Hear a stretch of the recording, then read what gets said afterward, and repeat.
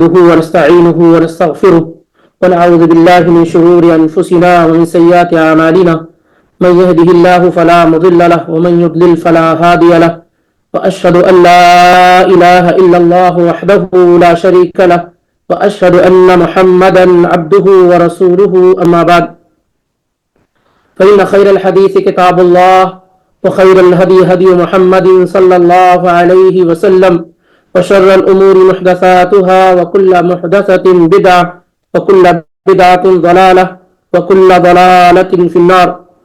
قال الله تعالى في كلامه العظيم: أعوذ بالله السميع العليم من الشيطان الرجيم: وإذا سألك عبادي عني فإني قريب أجيب دعوة الداعي إذا دعان فليستجيبوا لي وليؤمنوا بي لعلهم يرشدون.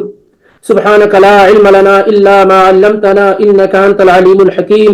رب اشرح لي صدري ويسر لي أمري واحلل عقدة من لساني يفقهوا قولي. رب زدني علما اللهم رب زدني علما.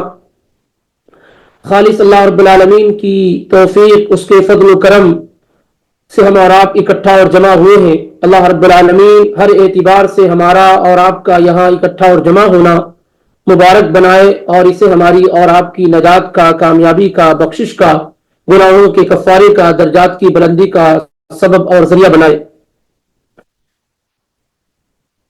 آج باذن اللہ جو موضوع آپ کے سامنے ذکر کیا گیا ہے وہ ہے دعا اور رمضان.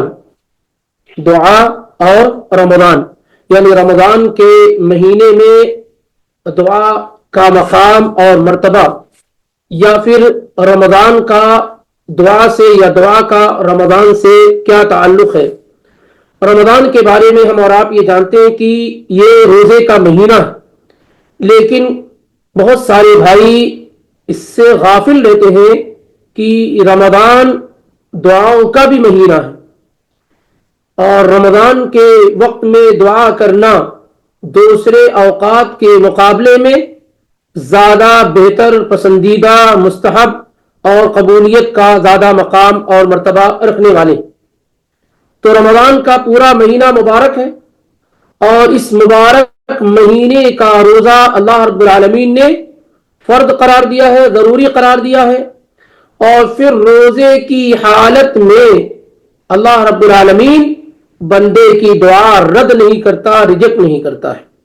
روزے کی حالت میں بندے کی دعا اللہ رب العالمین رد نہیں کرتا. ودعوۃ الصائم حتی یفطر، اور روزے دار کی دعا اللہ قبول کرتا رہتا ہے یہاں تک کہ وہ افطار کر لے. تو فجر سے لے کر کے جب اس نے روزہ کی نیت کی، سحری کھا لی، اس وقت سے لے کر کے افطار تک روزے دار آدمی جب بھی دعا کرتا ہے، جس وقت بھی دعا کرتا ہے، جس حالت میں بھی دعا کرتا ہے، اللہ رب العالمین اس کی دعا کو رد اور ریجیکٹ نہیں کرتے ہیں. یہ خاصیت ہے روزے دار کی جو رمضان کے مہینے میں پورے ماہ کے اندر کیا ہے لوگوں کو رکھنا ہوتا ہے. اس انداز سے آپ دیکھیے تو رمضان کا جو مہینہ ہے، رمضان کا جو مہینہ ہے آدھے مہینے سے زیادہ آپ کے پاس قبولیت کا ٹائم ہے. اتنا لمبا وقت دعا کرنے کے لیے آپ کبھی کہیں بھی نہیں پائیں گے کہ ایک مہینے میں آدھا سے زیادہ وقت کیا ہے دعا کی قبولیت کا ہے. یعنی اس وقت اگر دعا کر لی جائے تو انشاءاللہ اللہ رب العالمین کے ہاں قبول کر لی جائے گی، رد نہیں کی جائے گی، کیونکہ 13-14 گھنٹے کا روزہ کم سے کم ہم ابھی رکھ رہے ہیں. اس اعتبار سے اگر پورے مہینے میں ڈیوائڈ کریں گے تو آدھا مہینے سے زیادہ ہو جائے گا. یہ پورا قبولیت کا ٹائم ہے، اتنا لمبا ٹائم. اسی طریقے سے دوسری جگہ پر آپ جائیں گے تو اور زیادہ اس کا ٹائم بڑھا ہوا ہے. تو یہ بڑا گولڈن موقع ہے، سنہری چانس ہے کہ آدمی دعا کے ذریعے سے اللہ رب العالمین کا قریب ہو جائے، اللہ کا قریبی ہو جائے اور وہ ساری چیزیں جو اسے دین اور دنیا کے لیے مفید بنا سکے وہ اللہ رب العالمین سے طلب کر لے. اسی لیے حکمت بھی یہی ہے کہ اللہ تعالیٰ نے روزوں کی آیات میں جہاں روزے کا ذکر ہو رہا ہے، روزے کے حکام بیان کیے جا رہے ہیں، کب سحری کھانی ہے، کب افطار کرنی ہے، روزہ کیسے رکھنا ہے، جہاں یہ ساری چیزیں بیان کی جا رہی ہیں وہیں پر اللہ تعالیٰ نے ایک آیت دعا کے متعلق ذکر کی ہے، یعنی اثناء الصوم، روزے کی آیات کے درمیان اللہ جل شانہ نے ایک آیت دعا کے متعلق ذکر کی اور بڑے ہی پیارے انداز میں کہ وَإِذَا سَأَلَكَ عِبَادِي عَنِّي فَإِنِّي قَرِيبٌ، جب آپ سے سوال کرے پوچھے کون؟ میرے بندے، کیونکہ آپ ہی ذریعہ ہیں میرے اور میرے بندوں کے درمیان۔ اے اللہ کے پیغمبر، اگر آپ سے میرے بندے میرے بارے میں سوال کریں کہ اللہ رب العالمین کہاں ہے، فَإِنِّي قَرِيبٌ، تو اللہ رب العالمین نے خود سے جواب دیا، اس میں اللہ کے نبی علیہ الصلوۃ والسلام کا واسطہ نہیں بنایا، کہا فَإِنِّي قَرِيبٌ، بے شک میں قریب ہوں، میں اپنے بندوں کے قریب ہوں، اجیب دعوت الداعی اذا دعان، اتنا قریب ہوں کہ جب بھی کوئی پکارنے والا پکارتا ہے مجھ کو تو میں اس کی پکار کا جواب دیتا ہوں، ہر بندے کی پکار کا جواب دیتا ہوں۔ فَلْيَسْتَجِيبُوا لِي، ہر آدمی کو چاہیے کہ وہ میری بات مانے اور مجھ پر ایمان لائے تاکہ وہ ہدایت پائے، تاکہ وہ ہدایت پا سکے۔ تو یہاں پر ہم دیکھ رہے ہیں کہ اس آیت سے پہلے بھی سیام کا، روزے کا ذکر ہے اور اس آیت کے بعد بھی کیا ہے؟ سیام اور روزے کا ذکر ہے۔ اس کی وجہ یہ ہے کہ رمضان کے مہینے میں خاص طور سے، روزے کی حالت میں اور زیادہ خاص طور سے دعا کا بڑا ہی اہتمام کرنے کی کوشش کرنی چاہیے، کیونکہ یہ بھی بڑی عظیم عبادت ہے۔ آدمی اس بات کو ریئلائز نہیں کر پاتا ہے، محسوس نہیں کر پاتا ہے کہ عبادت صرف نماز کو، روزے کو نہیں کہتے ہیں، بلکہ عبادت یہ ہے کہ اللہ سے یہ کہنا کہ میں پریشان حال ہوں، اللہ سے یہ کہنا کہ میں بیمار ہوں، اللہ سے یہ کہنا کہ میرے پاس جاب نہیں ہے، مجھ کو جاب دے دے، میں بیمار ہوں مجھے شفا یاب دے دے، میرے پاس اولاد نہیں ہے مجھے اولاد دے دے، میری شادی نہیں ہوئی ہے میری شادی کا انتظام کر دے۔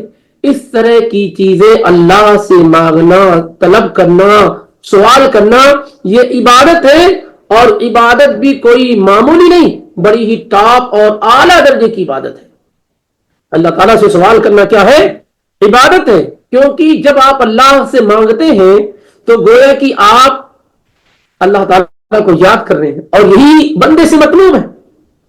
جب آپ اللہ سے مانگتے ہیں، اللہ سے سوال کرتے ہیں تو آپ اللہ کو یاد کر رہے ہیں، اور اللہ کو یاد کرنا ہی اللہ تعالیٰ کو مطلوب ہے۔ اللہ یہی چاہتا ہے کہ میرا بندہ مجھ کو یاد کرتا رہے۔ چنانچہ بخاری اور مسلم کی روایت دیکھیے، بخاری میں 7405 اور صحیح مسلم میں 2675 کی روایت ہے کہ اللہ کے نبی علیہ الصلوۃ والسلام نے کہا کہ اللہ تعالیٰ کہتا ہے انا عند ظن عبدی بی، میں اپنے بندے کے گمان کے درمیان ہوتا ہوں، گمان کے پاس ہوتا ہوں۔ وانا معه اذا ذکرنی، جس وقت وہ مجھ کو یاد کرتا ہے میں اس کے ساتھ ہوتا ہوں۔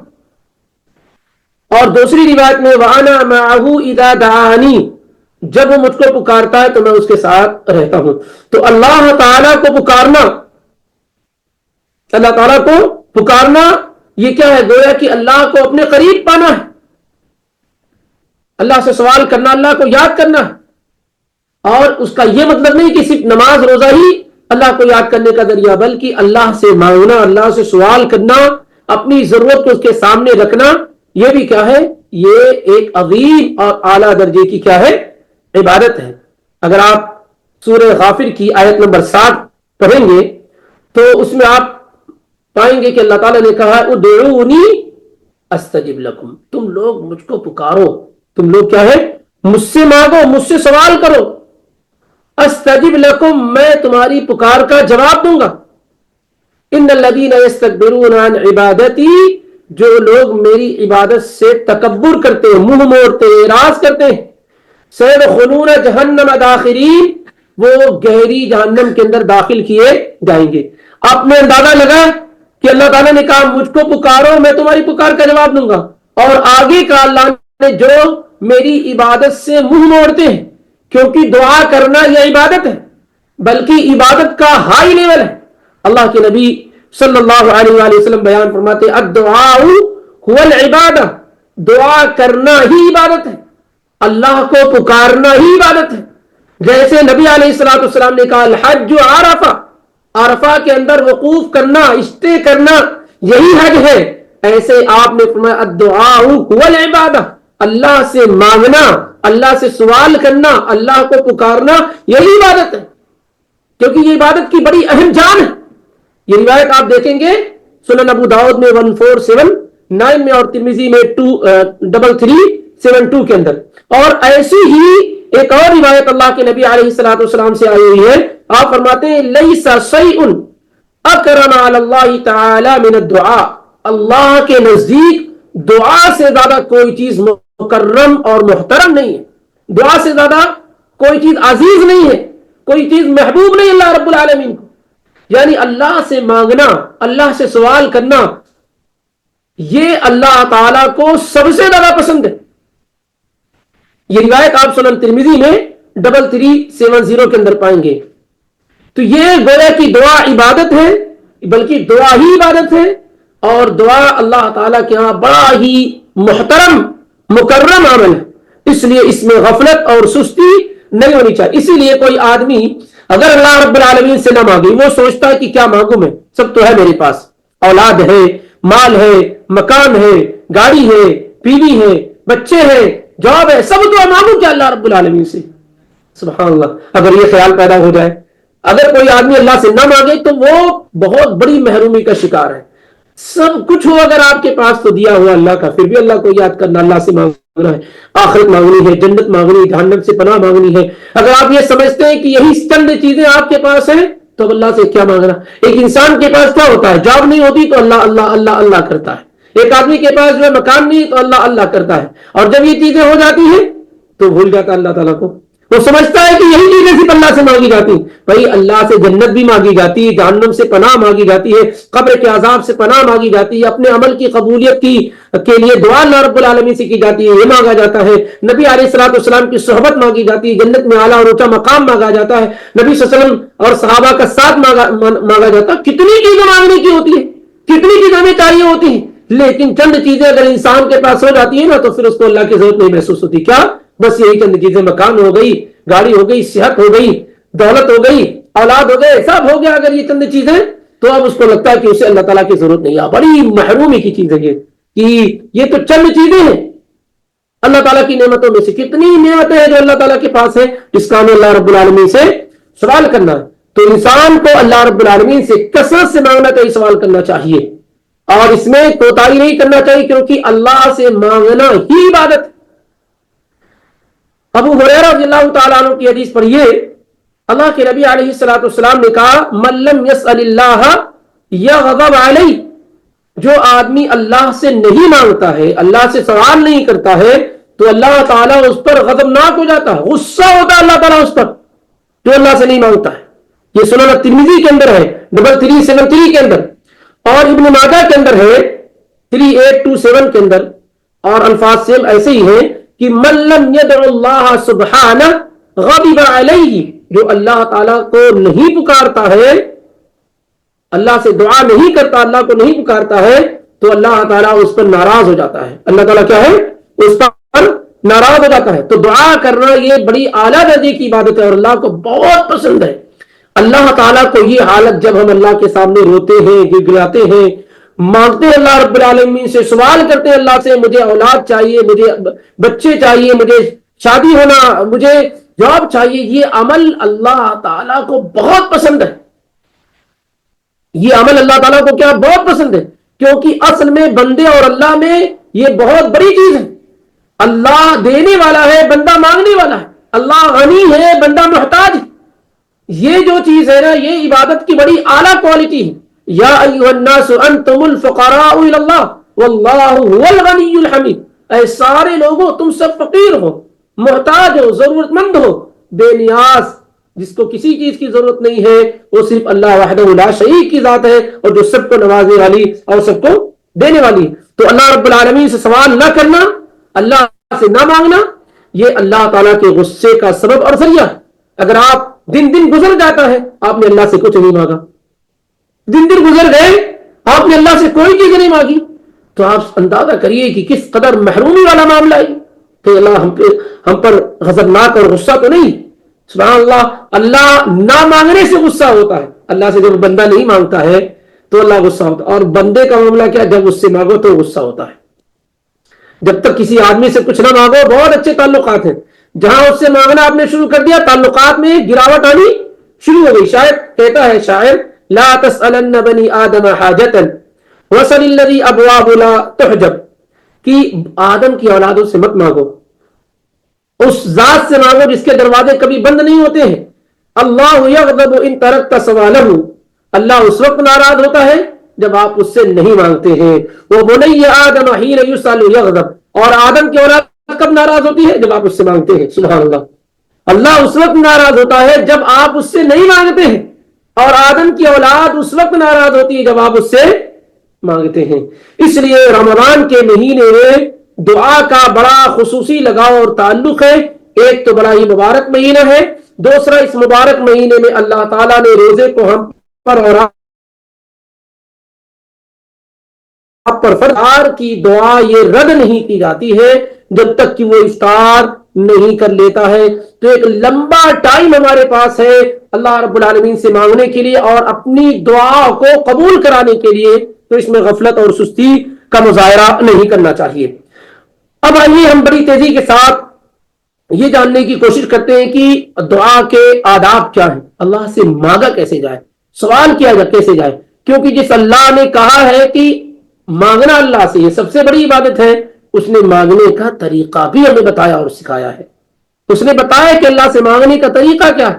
رسول اللہ صلی اللہ علیہ وسلم نے تو بالکل ایکسپلین کر دیا کہ آپ اگر اس طریقے سے اللہ سے مانگتے ہیں, سوال کرتے ہیں, تو آپ محروم نہیں کیے جائیں گے اللہ رب العالمین کے پاس سے. آئیے ان آداب کو جو دعا کے آداب کہے جا سکتے ہیں ہم انہیں سمجھنے کی کوشش کرتے ہیں. سب سے پہلی چیز یہ کہ اللہ سے مانگنے میں مانگنے والا جو ہو وہ موحد ہونا چاہیے, توحید والا ہونا چاہیے. وہ اللہ کی ربوبیت میں, اللہ کی الوہیت میں, اللہ کے اسماء و صفات میں, ان تمام چیزوں پر اس کا ایمان بالکل پختہ اور صحیح ہونا چاہیے. کیونکہ بغیر توحید کے اللہ رب العالمین دعا کو رد قبول نہیں کرتا ہے. توحید کے بغیر اللہ تعالیٰ دعا قبول نہیں کرتا ہے. تو اللہ تعالیٰ رب ہونے میں اکیلا ہے, اللہ تعالیٰ معبود ہونے میں اکیلا ہے, اللہ تعالیٰ اپنے ناموں اور صفات میں تنہا ہے. اس بات کا ایمان اور یقین کے ساتھ کیا ہے, اللہ تعالیٰ سے مانگنا. اس لیے اللہ تعالیٰ نے کیا کہا, وَلْيُؤْمِنُوا بِي, لوگوں کو چاہیے کہ وہ مجھ پر ایمان لے آئیں. یہ دیکھیے اللہ تعالیٰ نے خود بیان کیا ہے کہ بغیر ایمان کے اگر مانگیں گے تو پھر میرے پاس قبولیت نہیں. ایمان کے ساتھ مانگیں گے تو اللہ نے کہا کہ جب بھی مانگو گے تو میں اس پکار کو سنوں گا اور اس کا جواب دوں گا.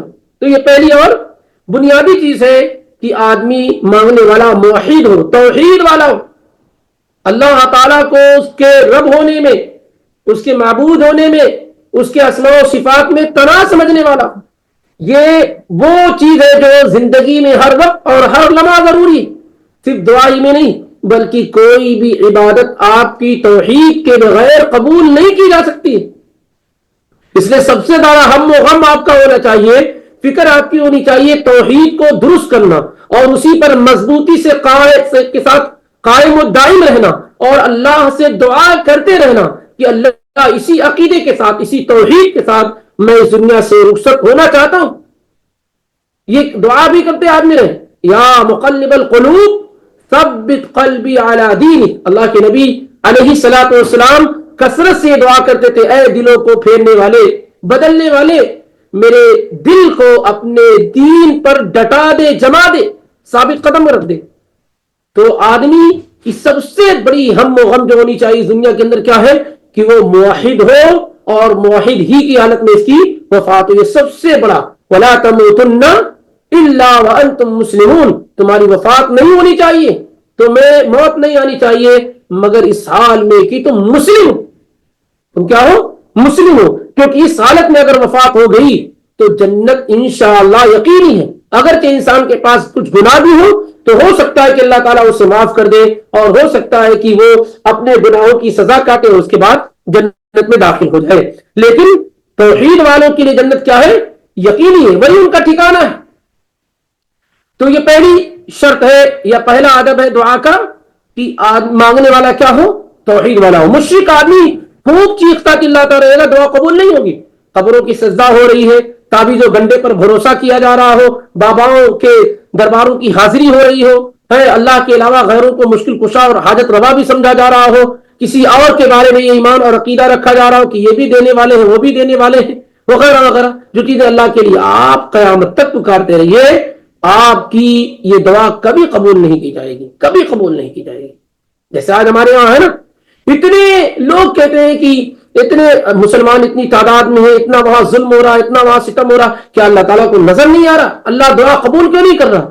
ये देखिए कि अल्लाह पर इल्जाम लगाने से पहले कि अल्लाह दुआ कबूल नहीं कर रहा है, आप अपनी दुआओं का तो जायजा ले लीजिए कि आप पुकार तो रहे सही अल्लाह से, मांगने का तरीका तो सही।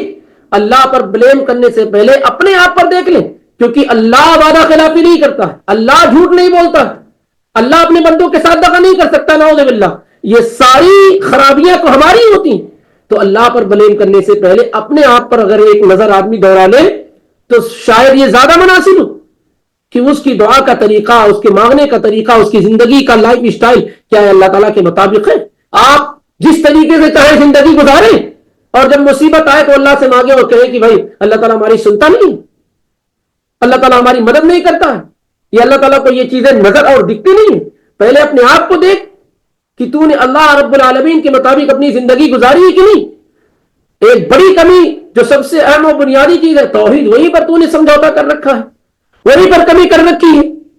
जो अल्लाह का सबसे बड़ा हक है, जो नमाज से, रोजे से, दूसरी चीजों से बड़ा हक है, वो है तौहीद। तूने अल्लाह की तौहीद ही में खयानत कर रखी, तो फिर तेरी दुआ कैसे अल्लाह रब्बुल आलमीन क्या कबूल होगी। अक्सर लोग ये शिकायत करते हैं, शिकायत करने से पहले अपने अमाल का जायजा ले लेना चाहिए। तो ये सबसे पहली और बुनियादी शर्त है दुआ के आदाब में से और कबूल होने में से कि आदमी क्या हो, तौहीद वाला हो। दूसरी चीज ये है कि अल इखलास लिल्लाह फी दुआ, मांगने में इखलास हो अल्लाह रब्बुल आलमीन से। ऐसा ना हो कि दिल में चोर हो कि वहां से भी मिल सकता, वहां से भी मिल सकता। इस इखलास के साथ मांगे कि मिलना सिर्फ अल्लाह ही से है। वमा उमिरू इल्ला लियअबुदुल्लाह मुखलिसीन लहुद्दीन, लोगों को सिर्फ इसी बात का हुक्म दिया गया है कि वो यकसू हो करके अल्लाह रब्बुल आलमीन की इबादत करें। और दुआ तो ये बड़ी आला दर्जे की इबादत है, इसलिए दुआ एकदम इखलास के साथ अल्लाह रब्बुल आलमीन से क्या है करने की कोशिश करनी चाहिए। इधर उधर का अगर आपने सहारा ले रखा है, उम्मीदें लगा रखी हैं, तो आप दुआ करने में मुखलिस नहीं रहेंगे। और जब ये चीज का फुकदान हो गया, ये चीज मौजूद नहीं रही, तो फिर आपकी दुआ कबूल अल्लाह रब्बुल आलमीन क्या नहीं की जाएगी।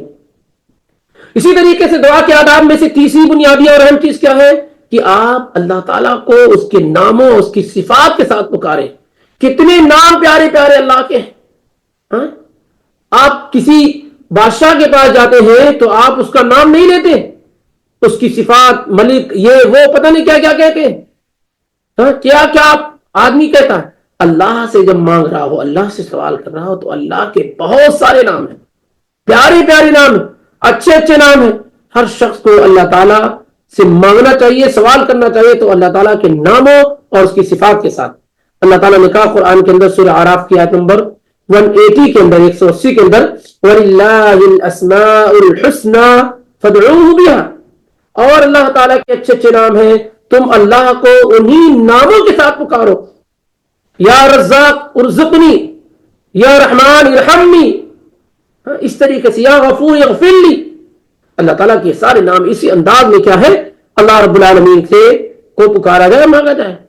और जाहिर है कि अगर अल्लाह के नामों का हमें इल्म ना हो, किन नामों को अल्लाह पसंद करता है, इन चीजों का अगर इल्म ना हो, तो फिर जाहिर है कि परेशानियां आएंगी। अल्लाह ताला से मांगने का तरीका मालूम होना चाहिए, तो अल्लाह ताला को उसके नाम, उसकी सिफात वगैरह से पुकारा जाए। नबी अलैहिस्सलातु वस्सलाम ने एक सहाबी को दुआ करते हुए सुना। कैसे दुआ कर रहे थे? अल्लाहुम्मा इन्नी अस्अलुका अन्नी अशहदु अन्नका अंतल्लाह ला इलाहा इल्ला अंत अल अहद अस्समद लम यलिद व लम यूलद व लम यकुल लहू कुफुवन अहद। फक़ाल रसूलुल्लाह सल्लल्लाहु अलैहि वसल्लम लक़द सअलत अल्लाह बिस्मिल आज़म बिल इस्मिल लज़ी इज़ा सुइला बिही आता व इज़ा दुइया बिही अजाबा। आप सल्लल्लाहु अलैहि वसल्लम ने एक सहाबी को सुना इस तरीके से दुआ कर रहे थे, अल्लाहुम्मा इन्नी अस्अलुका, अरे अल्लाह मैं तुझसे सवाल कर रहा हूं, आपसे सवाल कर रहा हूं। किस कैसे? अन्नी अशहदु, मैं इस बात की गवाही भी देता हूं, अन्नका अंत अल्लाह, कि आप अल्लाह हैं, ला इलाहा इल्ला अंत, इस रुए जमीन पर कोई भी जमीन व आसमान पर आपके अलावा इबादत का मुस्तहिक नहीं। जितने लोगों की इबादत की जा रही है सब झूठे हैं, तू खुद उनका खालिक है, तू खुद उनका पैदा करने वाला। अल अहद, तू तो तना है, अकेला है, कैसे तेरे अलावा किसी और की इबादत की जा सकती है। अस्समद, तुझे किसी की जरूरत नहीं, तू बेनियाज है और सारे लोग तेरे मोहताज। अल्लज़ी लम यलिद वलम यूलद, ना अल्लाह आपने किसी को पैदा किया है, ना आप किसी से पैदा हुए हैं और ना कोई आपके बराबर है। अल्लाह के नबी अलैहिस्सलातु वस्सलाम ने जब इस अंदाज में सहाबी रसूल को अल्लाह से दुआ करते हुए, अल्लाह को पुकारते हुए सुना तो कहा इस शख्स ने अल्लाह को उस नाम से पुकार लिया है जिसके साथ अल्लाह को पुकारा जाए तो वो देता है, वो जवाब देता है, ईमान को पूरा करता है। इस हदीस को इमाम अबू दाऊद ने रिवायत किया 1493 के अंदर और इमाम तिर्मिजी ने 3475 में, और हदीस की दीगर किताबों भी मौजूद है। और इसी तरीके से आदमी क्या है, अल्लाह रब्बुल आलमीन को पुकारता रहे, अल्लाह रब्बुल आलमीन को क्या है, मांगता रहे, खास तौर से ऐसे नामों के साथ जिसका जिक्र भी आया हुआ, जैसे जल जलाल वल इकराम, अल जलाल वल इकराम, ये अल्लाह के अहम नामों में से। अल्लाह के नबी अलैहिस्सलातु वस्सलाम फरमाते हैं अलिज़्ज़ु बी बियादल जलाल वल इकराम, कसरत से क्या है अपनी दुआ में या ज़ल जलाली वल इकराम, या ज़ल जलाली वल इकराम का इस्तेमाल करो, या ज़ल जलाली वल इकराम का इस्तेमाल करो। यानी जब आदमी मांग रहा है अल्लाह रब्बुल आलमीन से तो ये कहता है या ज़ल जलाली वल इकराम, ए जलाल और ए इकराम और इज्जत वाले रब। इस हदीस को इमाम अहमद ने रिवायत किया 17596 में और इमाम तिर्मिजी ने 3525 में इमाम तिर्मिजी ने भी रिवायत किया है। अलबत्ता तिर्मिजी वाली रिवायत के रावी पर कलाम है, लेकिन मुस्नद अहमद के अंदर जो रिवायत है वो सही है। तो तीसरी बुनियादी चीज क्या जिक्र की गई जा रही है दुआ के आदाब में, कि आप अल्लाह ताला को पुकारे तो उसके प्यारे प्यारे नाम, अच्छे अच्छे नामों के साथ अल्लाह को पुकारे, और खास तौर से या ज़ल जलाली वल इकराम के जरिए से बार बार अल्लाह को मुखातब करे। चौथी चीज ये है कि जब आप दुआ कर रहे हो तो अल्लाह ताला की तारीफ करें, अल्लाह से मांग रहे हैं तो अल्लाह ताला की क्या है, आप तारीफ करें जैसा कि उसका हक है, कोताही और कमी करके नहीं, बिल्कुल ईमानदारी के साथ अल्लाह ताला की तारीफ करे, उसकी बड़ाई बयान करे। अब्दुल्लाह बिन मसूद रज़ियल्लाहु ताला अन्हु कहते हैं कुन्तु उसल्ली वन्नबी सल्लल्लाहु अलैहि वसल्लम व अबू बकर व उमर माअहु फलम्मा जलस्तु बदअतु बिस्सनाइ अलल्लाह सुम्मा सलाती अला नबी सल्लल्लाहु अलैहि वसल्लम सुम्मा दअउतु लिनफ्सी फक़ाल नबी सल्लल्लाहु अलैहि वसल्लम सल तुअता। अब्दुल्लाह बिन मसूद रज़ियल्लाहु ताला अन्हु कहते हैं कि मैं नमाज पढ़ रहा था, अल्लाह के नबी अलैहिस्सलातु वस्सलाम आपके साथ अबू बकर और उमर रज़ियल्लाहु अन्हुमा ये साथ में थे और मैं उस वक्त नमाज पढ़ रहा था। जब मैं नमाज पढ़ चुका यानी नमाज में तशहुद में बैठा, जब मैं फलम्मा जलस्तु, जब मैं तशहुद में बैठा तो मैंने पहले अल्लाह की तारीफ की, फिर अल्लाह के नबी अलैहिस्सलातु वस्सलाम पर दुरूद और सलाम भेजे, फिर मैंने अपने लिए दुआ की, यानी पहले अल्लाह की तारीफ की जैसा कि उसका हक है, फिर अल्लाह के पैगंबर पर दुरूद और सलाम भेजा, फिर सुम्मा दअउतु लिनफ्सी, फिर मैंने अपने लिए दुआ की।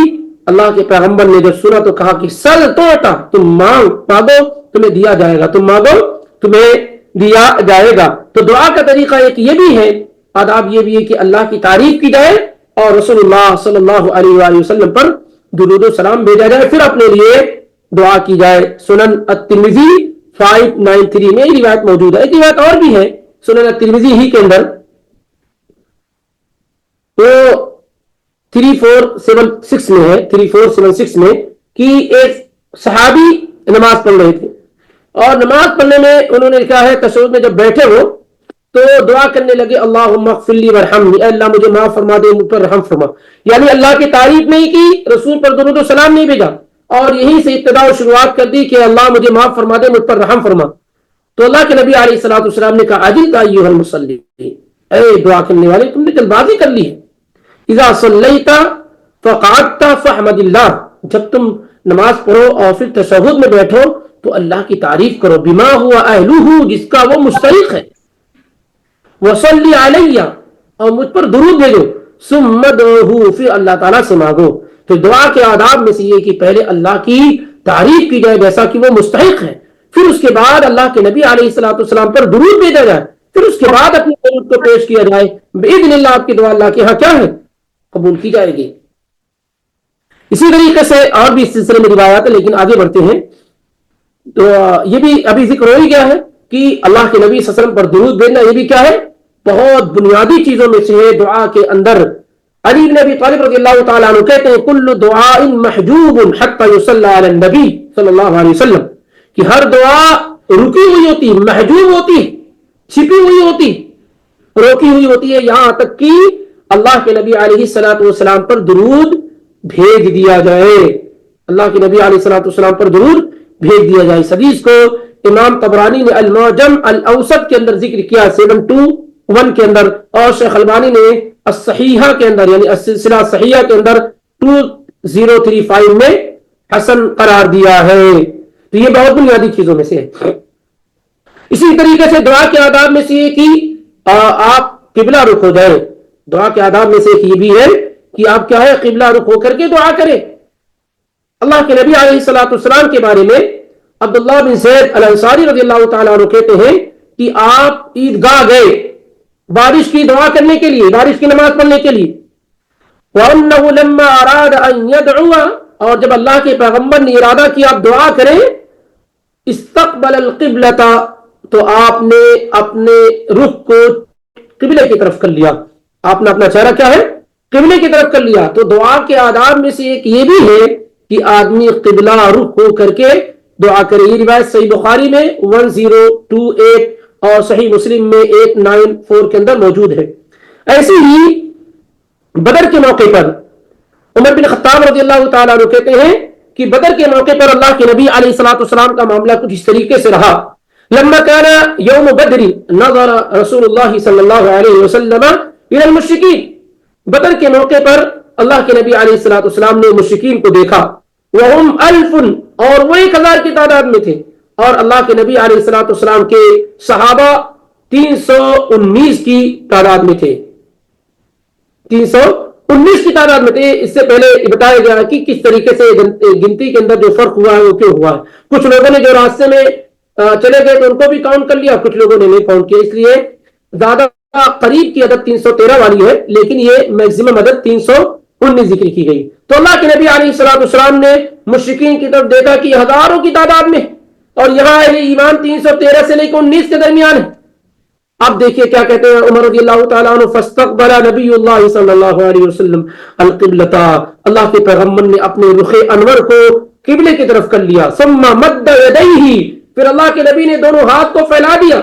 फजअला यहतिफु बिरब्बिही, फिर वो अपने रब से गिरिया गुजारी करने लगे, रो रो करके, जैसे जिसको कहते हैं ना लिपक लिपक करके एक रोना, कि आदमी लपक जो है बिल्कुल किसी को पकड़ ले और उसको रोता रहे, जैसे बच्चा जो होता है मां से बिल्कुल लग जाता है, चिमट जाता है, जिसको चिमटना कहते हैं। अल्लाह ताला से चिमट चिमट करके वो दुआ करने लगे अल्लाह के पैगंबर, कहने लगे अल्लाहुम्मा अंजिज़ ली मा वअदतनी, अल्लाह जो तूने मुझसे वादा कर रखा है उसे पूरा फरमा दे। अल्लाहुम्मा आति मा वअदतनी, अल्लाह अपने वादे को मुकम्मल फरमा दे। अल्लाहुम्मा इन तुलिक हादिल इसाबता मिन अहलिल इस्लाम ला तुअबद फिल अर्द, अल्लाह ये मुसलमानों की जमात और तादाद जो आज हाजिर हुई है, अगर अल्लाह तूने इन्हें हिलाक कर दिया, बर्बाद कर दिया, तो फिर जमीन पर तेरी इबादत नहीं की जाएगी। कहते फमाज़ाला यहतिफु बिरब्बिही माद्दन यदैहि मुस्तक़बिलन क़िबला हत्ता सक़त रिदाउहु अन मनकिबैहि। उमर रज़ियल्लाहु ताला अन्हु कहते हैं कि अल्लाह के पैगंबर अल्लाह रब्बुल आलमीन से लिपट लिपट करके दुआ करते रहे, दोनों हाथों को फैलाए हुए रहे, किबले की तरफ रहे, और दुआ में इस कदर मशगूल रहे कि सक़त रिदाउहु अन मनकिबैहि, आपके जिस्म से चादर जो आपने ओढ़ रखी थी वो गिर गई। ये रिवायत सही मुस्लिम के अंदर 1763 के अंदर मौजूद है। तो यहां पर कई अदब दुआ के जिक्र कर दिए गए, एक तो हाथ उठा करके दुआ करना, किबला रुख होकर के दुआ करना, और अल्लाह रब्बुल आलमीन से बिल्कुल लग करके दुआ करना। इस कदर की क्या गिर रहा है, क्या हो रहा है, आपको एहसास ही ना हो, इस कदर आदमी क्या है अल्लाह रब्बुल आलमीन से मांगने में मुनामिक हो जाए। इसी तरीके से अभी जिक्र भी किया जा चुका है रफ़ुल यदैन, हाथों को उठा करके आदमी दुआ करे। मिसाल के तौर पर अगर नमाज में दुआ कर रहा है तो कोई मसला नहीं है, لیکن بعد میں دعا کر رہا ہے, کبھی اور کسی موقع سے دعا کر رہا ہے, تو ہاتھوں کو اٹھا لیا جائے, ہاتھوں کو کیا ہے, اٹھا لیا جائے. ابو موسیٰ الاشعری رضی اللہ تعالیٰ عنہ کہتے ہیں کہ اللہ کے نبی علیہ الصلوۃ والسلام نے دعا کی, ثم رفع یدیہ, آپ نے دعا میں اپنے دونوں ہاتھوں کو اٹھایا اور کہا اللہم اغفر لی لعبید ابو عامر, اے اللہ ابو عامر عبید کو معاف فرما. ورأیت بیاض ابطیہ, اور آپ نے ہاتھوں کو اٹھایا تو میں نے آپ کے بغل کی سفیدی دونوں دیکھ لی.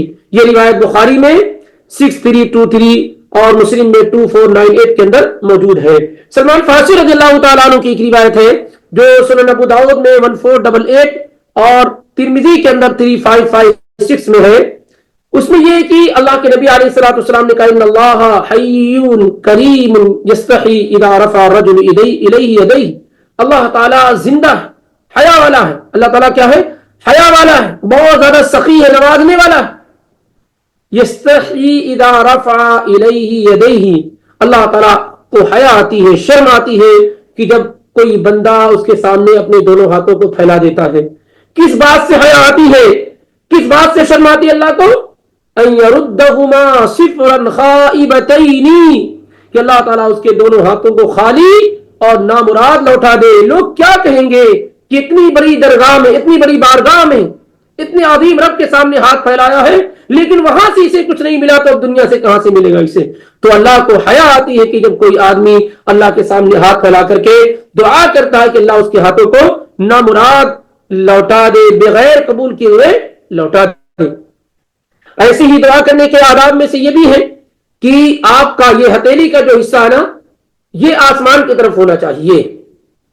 وَيَكُونُ بَاطِنَ الْكَفِّ إِلَى السَّمَاءِ, اس طریقے سے کہ گویا کہ آپ مانگ رہے ہیں. آپ دیکھیں اس کو, کیونکہ بہت سارے لوگوں میں خلل پایا جا رہا ہے. یہ ہے مانگنے کا انداز, سوال کرنے کا انداز. یہ حدیث دیکھیے آپ, مالک بن یسار رضی اللہ تعالیٰ عنہ کہتے ہیں اذا سألتم اللہ فاسألوه ببطون اکفکم ولا تسألوه بظہورها.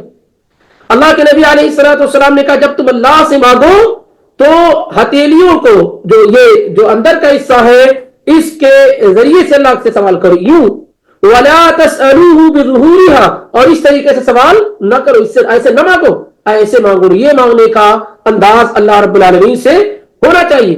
یہ روایت سنن ابو داؤد میں 1486 کے اندر موجود ہے. تو یہ مانگنے کا طریقہ, اس طریقے سے ہاتھ کیا ہے, پھیلایا جائے.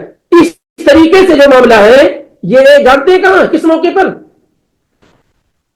اس طریقے سے مانگنے کا طریقہ کہاں ہے, کس موقع پر ہے؟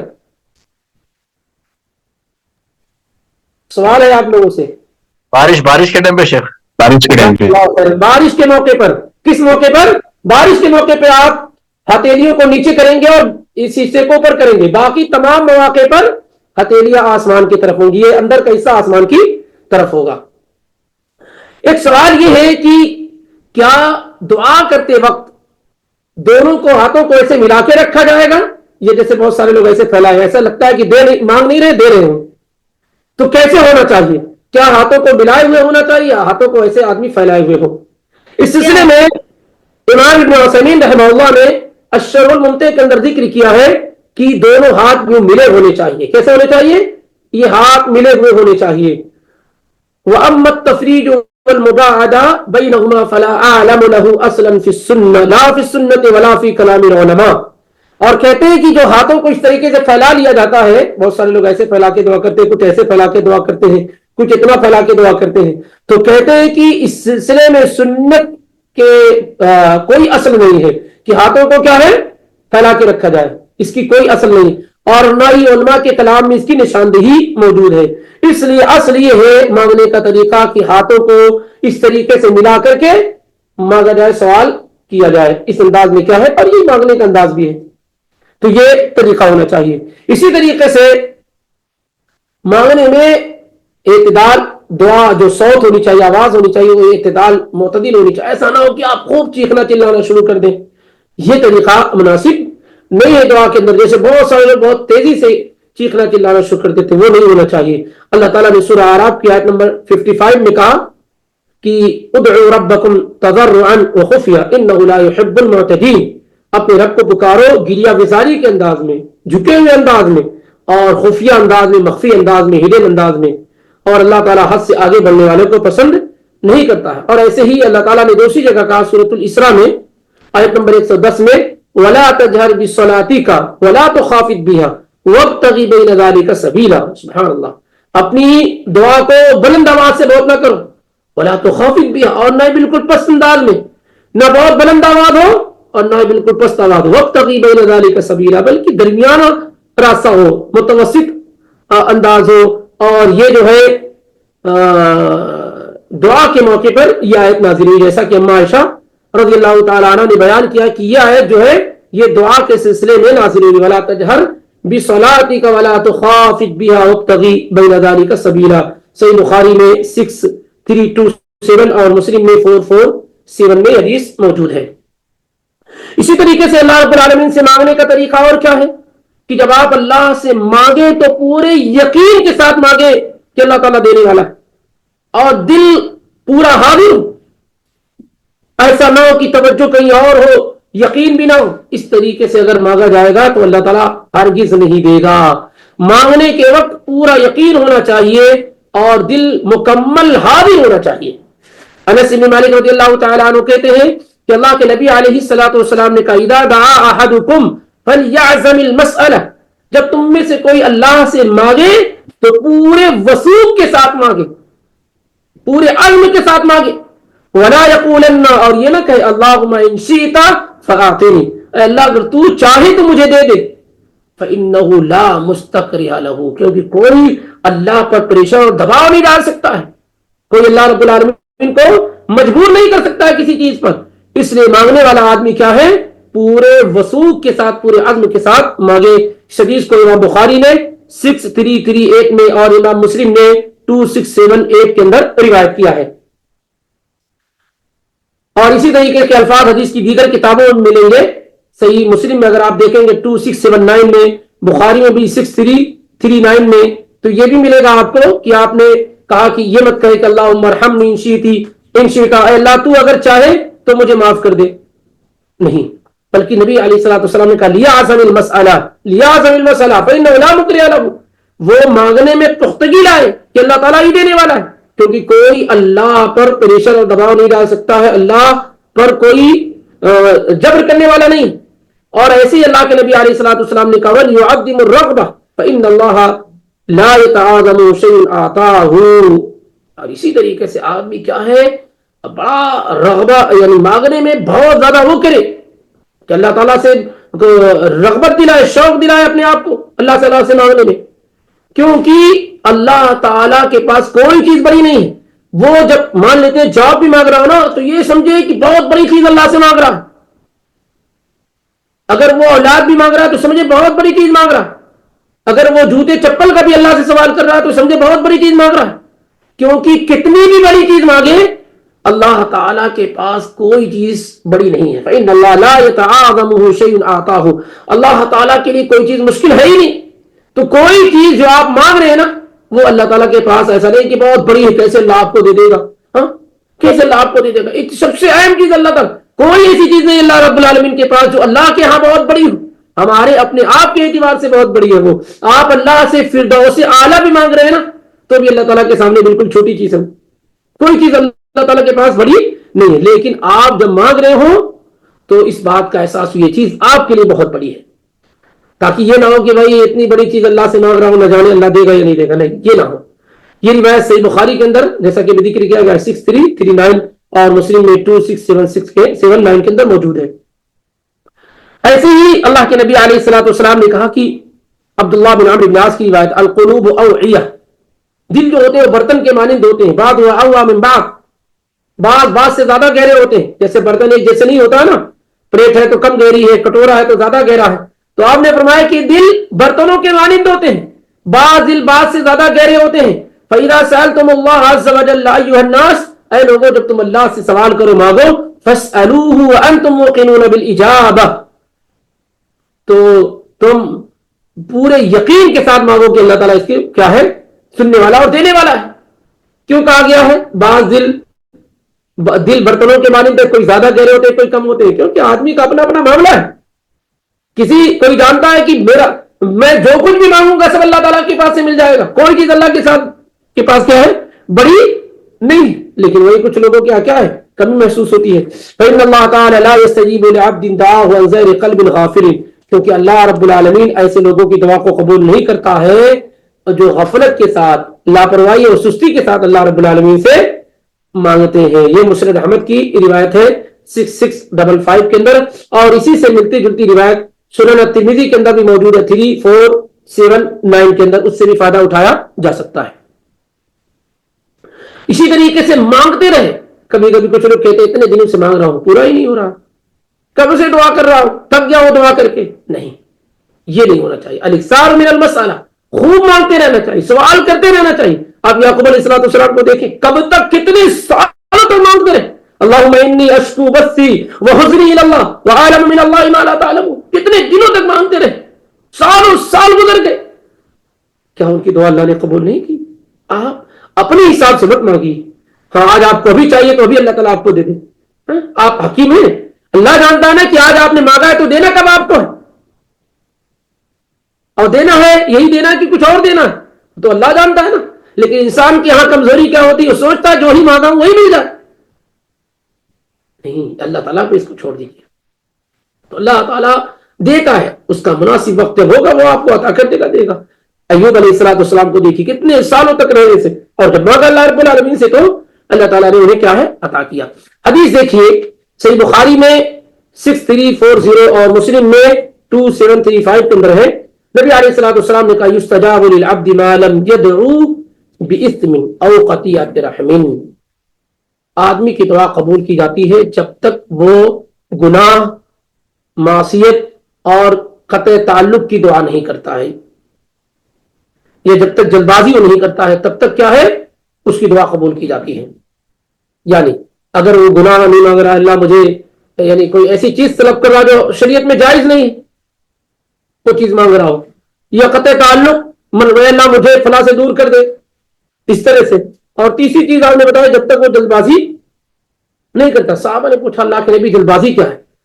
تو اللہ کے نبی صلی اللہ علیہ وسلم نے کہا بندہ کہتا قد دعوت وقد دعوت فلم آرا یستجیب لی، میں نے پکارا اللہ کو، میں نے اللہ سے مانگا لیکن مجھے لگتا ہے کہ اللہ میری قبول نہیں کرتا، میری اللہ نہیں سنتا ہے. تو اس طریقے سے کیا فیستحسر عند ذلک ویدع الدعاء، اور وہ افسوس میں کیا کرتا ہے دعا ہی مانگنا اللہ سے چھوڑ دیتا ہے. تھک گیا ہوں مانگ مانگ کر کے، پھر وہ کیا ہے اس کی دعا قبول نہیں کی جاتی ہے. دوسری حدیث آپ دیکھیں گے اس میں اللہ کے نبی علیہ السلام نے کہا ما من مسلم يدعو بدعوة ليس فيها اسم ولا قطيعة رحم الا آتاه الله بها احدى ثلاث.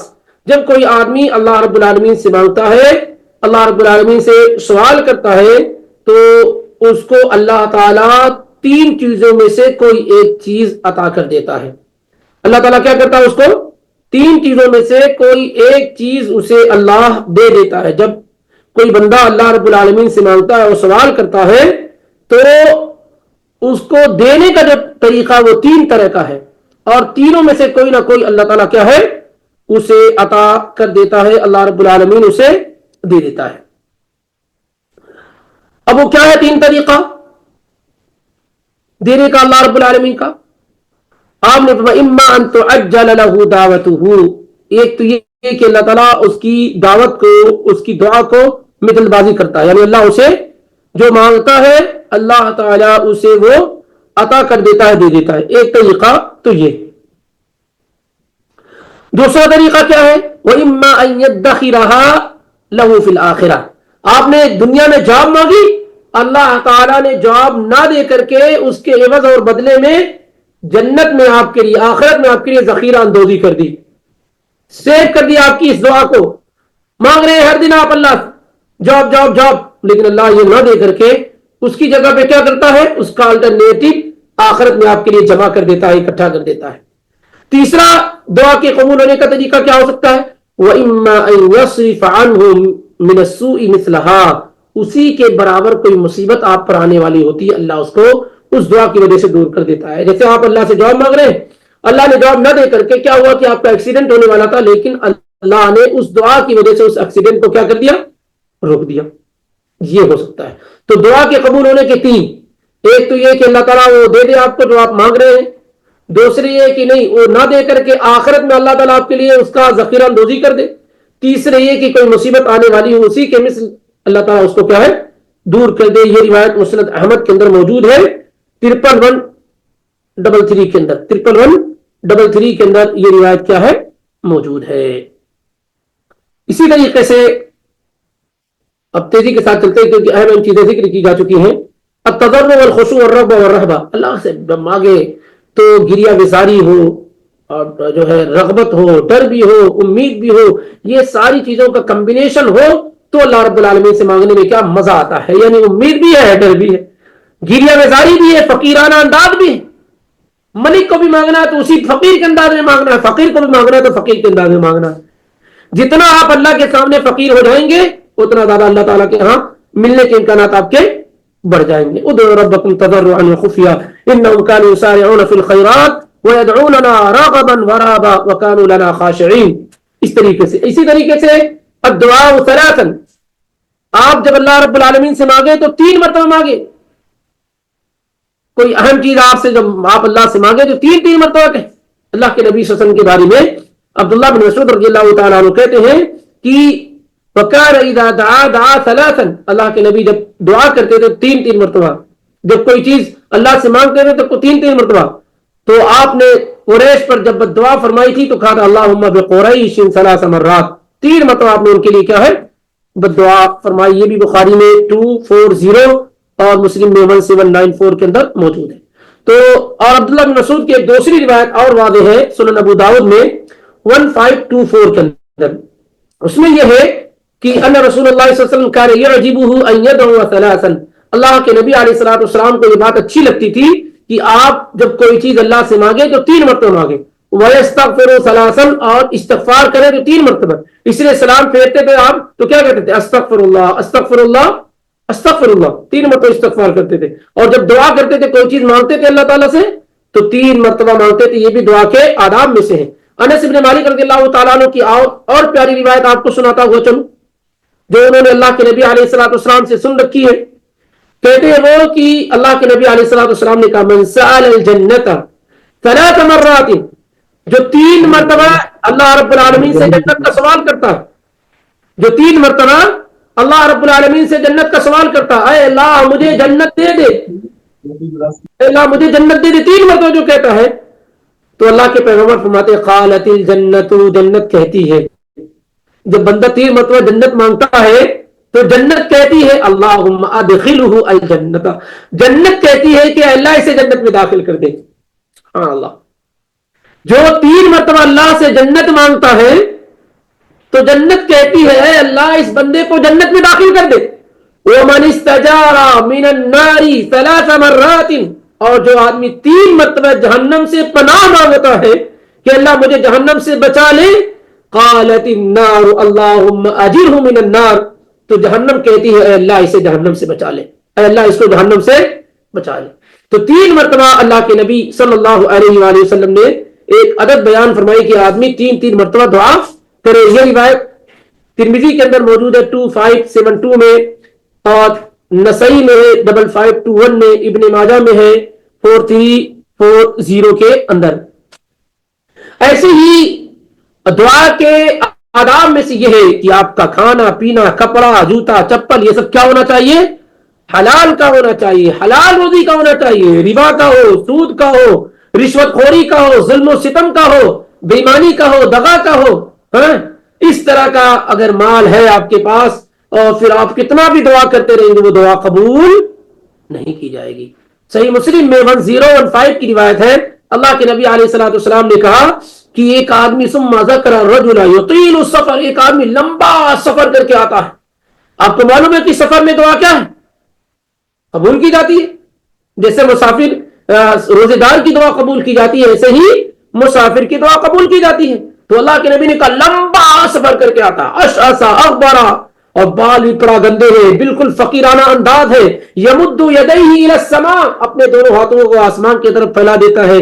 یا ربی کہتا ہے میرے رب, اے میرے رب یہ کر دے مجھے, یہ پریشان ہوں وہ پریشان ہوں. اللہ کے نبی فرماتے ہیں کتنا مانگنے کا انداز نرالا ہے اس کا، سفر کی حالت میں ہے، بڑا ہی مسکین ہے، فقیرانہ انداز ہے، بال پراگندہ ہے، دونوں ہاتھوں کو اٹھائے ہوئے ہے، پیار سے اللہ سے مانگ رہا ہے یا ربی یا ربی. لیکن اللہ کے نبی فرماتے اتنی ساری قبولیت کے امکانات موجود ہیں، دعا کے اتنے آداب موجود ہیں، لیکن اللہ کے نبی فرماتے ہیں پھر بھی اس کی دعا کیا ہے، قبول نہیں کی جائے گی. کیوں نہیں قبول کی جائے گی؟ کہتے ہیں وَمَطْعَمُهُ حرام، اس کا کھانا حرام، وَمَشْرَبُهُ حرام، اس کا پینا حرام، وَمَلْبَسُهُ حرام، اس کا کپڑا حرام کا، وَغُذِيَ بِالْحَرام، اور حرام سے اس کی پرورش ہو رہی ہے.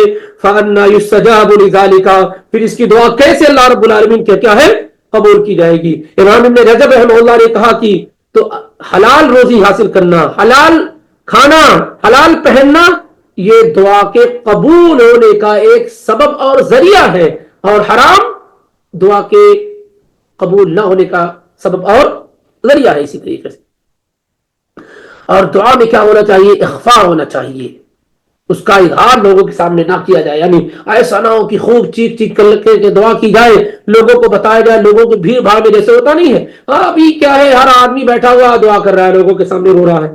بچنا چاہیے اس سے، اخفا کرنا چاہیے. اللہ تعالیٰ نے کیا کہا ادعوا ربکم تضرعا وخفیا، پوشیدہ انداز میں، مخفی انداز میں. آپ نے دیکھا نہیں کہ ہمارے اور آپ کے پیغمبر اور عظیم پیغمبر زکریا علیہ السلام اللہ کو کیسے پکارتے تھے؟ اذ نادى ربه نداء خفیا. یاد کرو جب میرے بندے نے اپنے رب کو پکارا خفیہ انداز میں، مخفی انداز میں، پوشیدہ انداز میں. سورہ مریم کے اندر قال رب انی وهن العظم مني واشتعل الراس شيبا ولم اكن بدعائك رب شقيا. کیا انداز ہے؟ تو اس طریقے سے آدمی کیا اللہ رب العالمین سے مانگے، مخفی اور پوشیدہ انداز میں، لوگوں کی بھیڑ بھاڑ میں نہ مانگے. تو یہ بہترین آداب ہے جو دعا کے قبول ہونے کے متعلق آپ کے سامنے ذکر کیے گئے ہیں. ایسے ہی کچھ جگہ ایسی ہیں، کچھ حالتیں ایسی ہیں جہاں پر دعا کیا ہے قبول کی جاتی ہے. بڑی تیزی کے ساتھ اب اس کو چلتے ہیں. آتے ہیں وہ اوقات، وہ جگہ جہاں پر دعا وغیرہ قبول کی جاتی ہے. ان میں پہلی چیز لیلۃ القدر. لیلۃ القدر میں دعا قبول کی جاتی ہے. ام المومنین عائشہ صدیقہ رضی اللہ تعالی عنہا نے کہا اللہ کے نبی ان وافقت لیلۃ القدر بما ادعو، اگر مجھے لیلۃ القدر مل جائے تو میں کیا دعا کروں؟ تو اللہ کے نبی علیہ الصلوۃ والسلام نے کہا اللہم انک عفو تحب العفو فاعف عنی، اللہم انک عفو تحب العفو فاعف عنی، یہ دعا کرو. بہت سارے لوگ اضافہ کرتے ہیں اللہم انک عفو کریم. کریم کا لفظ ثابت نہیں ہے، صحیح طور پر کریم کا لفظ ثابت نہیں ہے، عفو کا لفظ ثابت ہے. تو ایسی دعا کی اللہم انک عفو تحب العفو فاعف عنی. سنن الترمذی 3513 اور ابن ماجہ میں 3850 کی روایت ہے. تو یہ وہ وقت ہے لیلۃ القدر جس میں دعا قبول کی جاتی ہے. ایسے ہی رات، جو رات کا حصہ ہے نا، آدھی رات گزر جائے، جب رات ہو جائے تو رات میں بھی دعا قبول کی جاتی ہے. ابو امامہ الباہلی رضی اللہ تعالیٰ عنہ کہتے ہیں کہ نبی علیہ الصلوۃ والسلام سے پوچھا گیا ای الدعاء اسمع، کون سی دعا ہے جو زیادہ سنی جاتی ہے؟ تو آپ نے فرمایا جوف اللیل الاخر، رات کے آخری حصے کی دعا اور فرض نمازوں کے بعد کی دعا. فرض نمازوں کے بعد کی دعا. فرض دبر کا جو لفظ استعمال کیا جاتا ہے وہ اصل میں کسی چیز کا آخری حصہ. دبر آپ دیکھیں جانور کی جو پونچھ ہوتی ہے اس کو دبر کہتے ہیں کیونکہ وہ اس کے جسم کا آخری حصہ ہوتا ہے. تو اس میں اختلاف ہے کہ دبر سے مراد کیا ہے، کیا تشہد میں دعا کرنا یا سلام پھیرنے کے بعد دعا کرنا ہے؟ اس میں زیادہ راجح اور درست بات یہ ہے کہ سلام پھیرنے سے پہلے دعا کرنا ہے، کیونکہ تشہد نماز کا دبر ہے، اس کا آخری حصہ ہے. لیکن اگر کوئی آدمی فرض نماز کے بعد بھی دعا کرتا ہے تو انشاءاللہ کوئی مسئلہ نہیں، لیکن زیادہ قریب بات نماز کے آخری حصے میں دعا کرنا ہے. تو اس موقع پر دعا قبول کی جاتی ہے. سنن ترمذی 3499 کی روایت ہے. ایسے نبی علیہ الصلوۃ والسلام نے کہا قرب ما یکون الرب من العبد فی جوف اللیل الاخر، آدمی سب سے زیادہ اپنے رب سے قریب رات کے آخری حصے میں ہوتا ہے. فإن استطعت أن تكون ممن يذكر الله في تلك الساعة فكن، تو اگر تمہارے اندر یہ طاقت ہو تو تم اس وقت میں اللہ رب العالمین کو یاد کرو، اللہ سے مانگو اور سوال کرو رات کا آخری حصہ. الترمذی کے اندر روایت ہے، ترمذی کے اندر 3579 میں اور نسائی میں 572 کے اندر روایت موجود ہے. اور مشہور روایت بخاری اور مسلم کی تو آپ کو معلوم ہی ہے، بخاری میں 1145 اور مسلم میں 758 کی کہ جب رات کا آخری حصہ باقی رہ جاتا ہے تو اللہ تعالیٰ سمائے دنیا پر نزول فرماتا اور کہتا میں یسألونی فأعطیہ، کون ہے جو مجھ سے مانگ رہا ہے میں اس کو دے دوں، میں یدعونی فاستجیب لہ، کون ہے جو مجھ کو پکار رہا ہے میں اس کی پکار کو سن لوں، ومن یستغفرنی فاغفر لہ، کون ہے جو اپنے گناہوں کی بخشش اور مغفرت چاہ رہا ہے میں اسے معاف کر دوں۔ تو یہ وہ وقت ہوتا ہے جس میں کیا ہے، دعا قبول کی جاتی ہے۔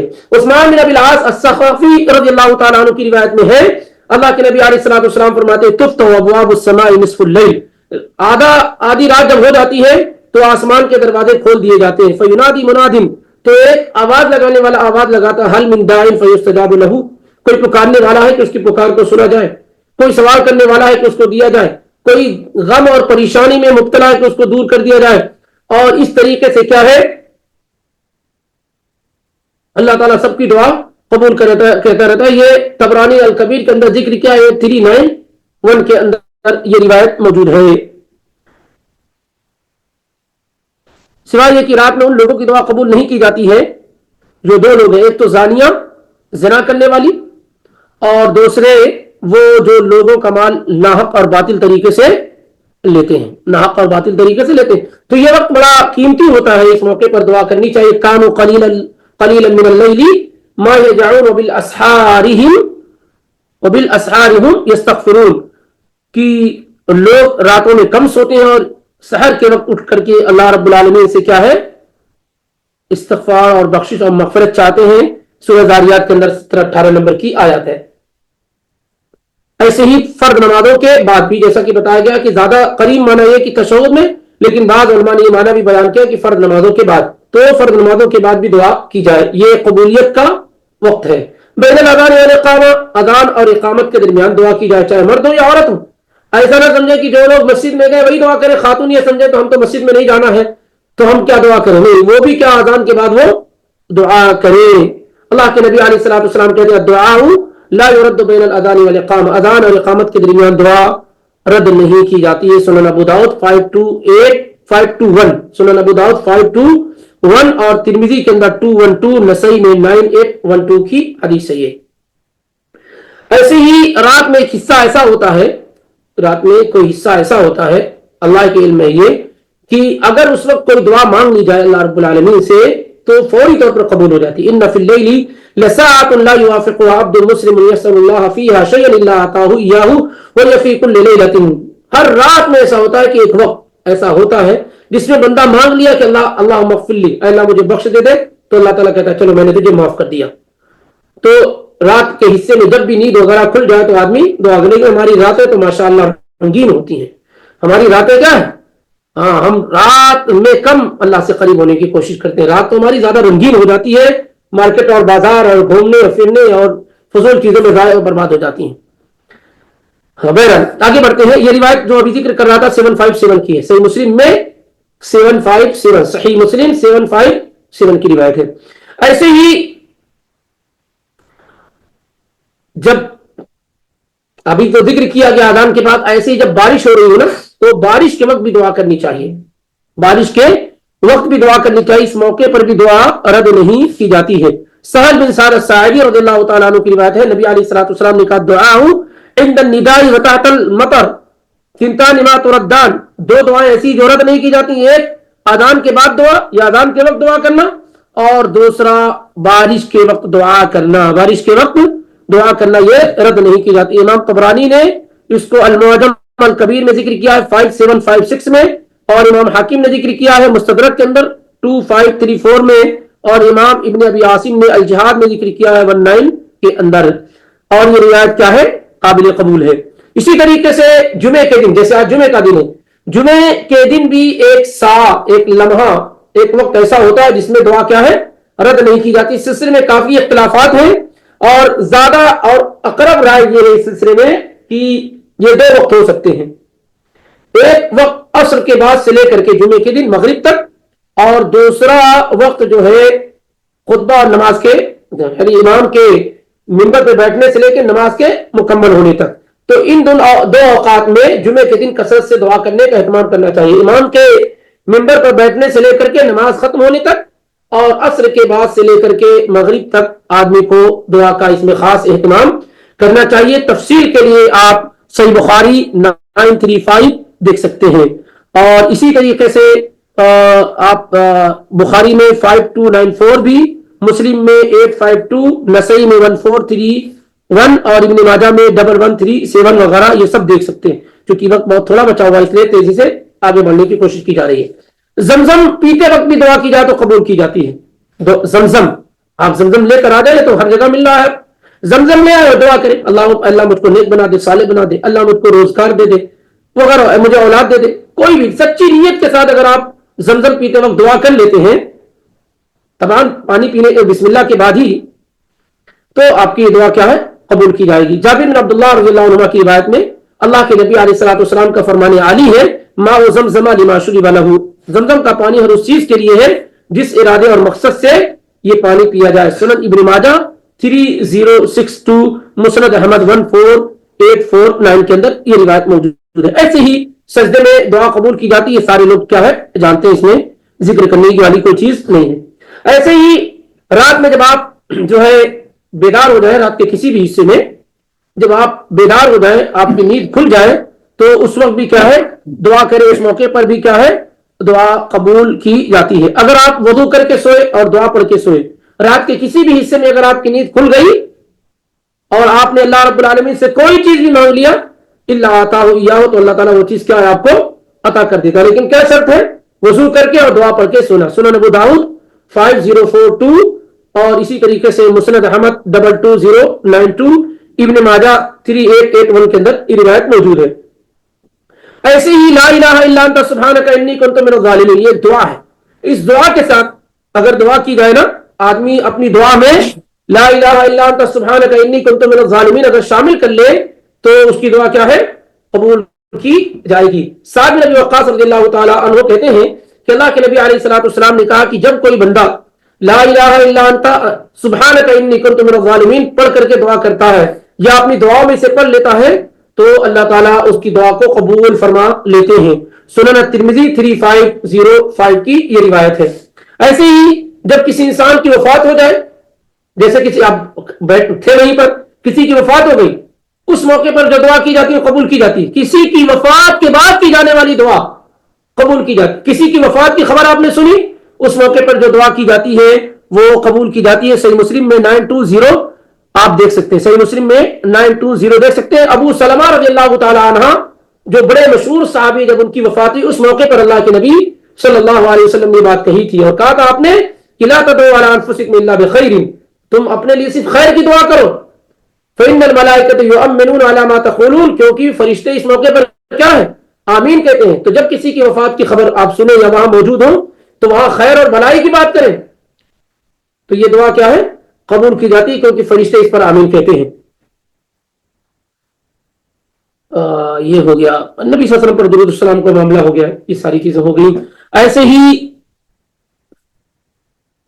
جن مواقع پر دعا قبول کی جاتی ہے، جہاں مسلمانوں کی محفل اور مجلس اکٹھا اور جمع ہوتی ہے دین کے نام پر، دین کی جو محفل اور مجلس ہوتی ہے اس موقع پر بھی کیا ہے دعا قبول کی جاتی ہے. تفصیل کے لیے صحیح بخاری 6408 کے اندر دیکھ سکتے ہیں.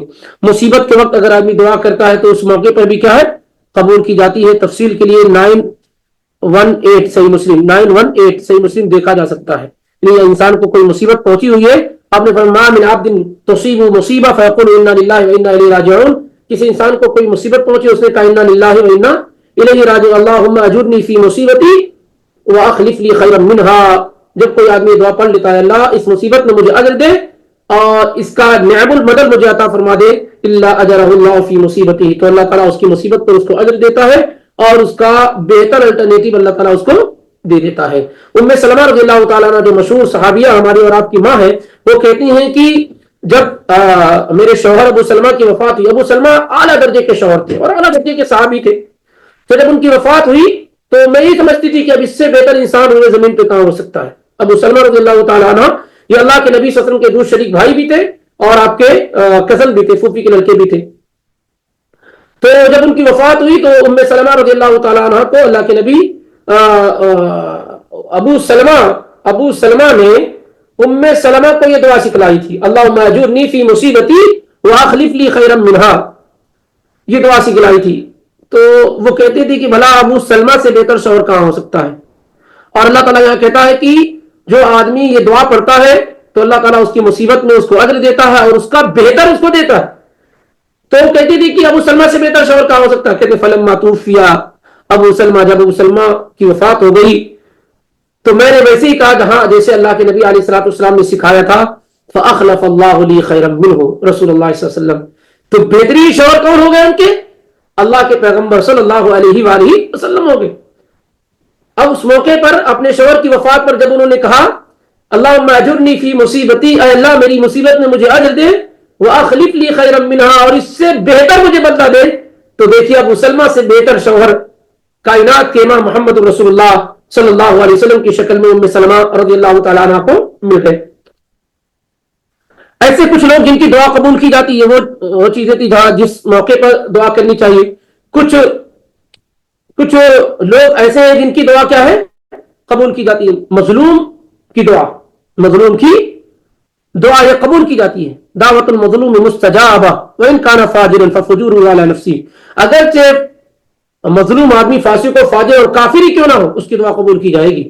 یہ مسند احمد میں روایت ہے 8781 کے اندر، 8781 کے اندر. یہ مت سوچے کافر آدمی اس پر ظلم کریں گے تو کہاں اس کی دعا قبول ہوگی، نہیں، مظلوم آدمی کی دعا بد دعا یہ سب کیا ہے؟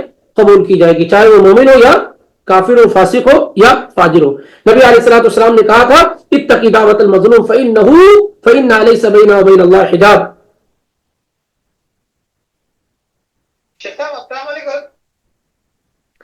اتقی دعوت المظلوم فإن ليس بينه وبين الله حجاب، مظلوم کی بد دعا سے بچو کیونکہ اس کے اور اللہ کے درمیان کوئی حجاب، کوئی پردہ نہیں ہوتا ہے. اسی طریقے سے والدین کی دعا اولاد کے حق میں، والدین کی دعا کیا ہے؟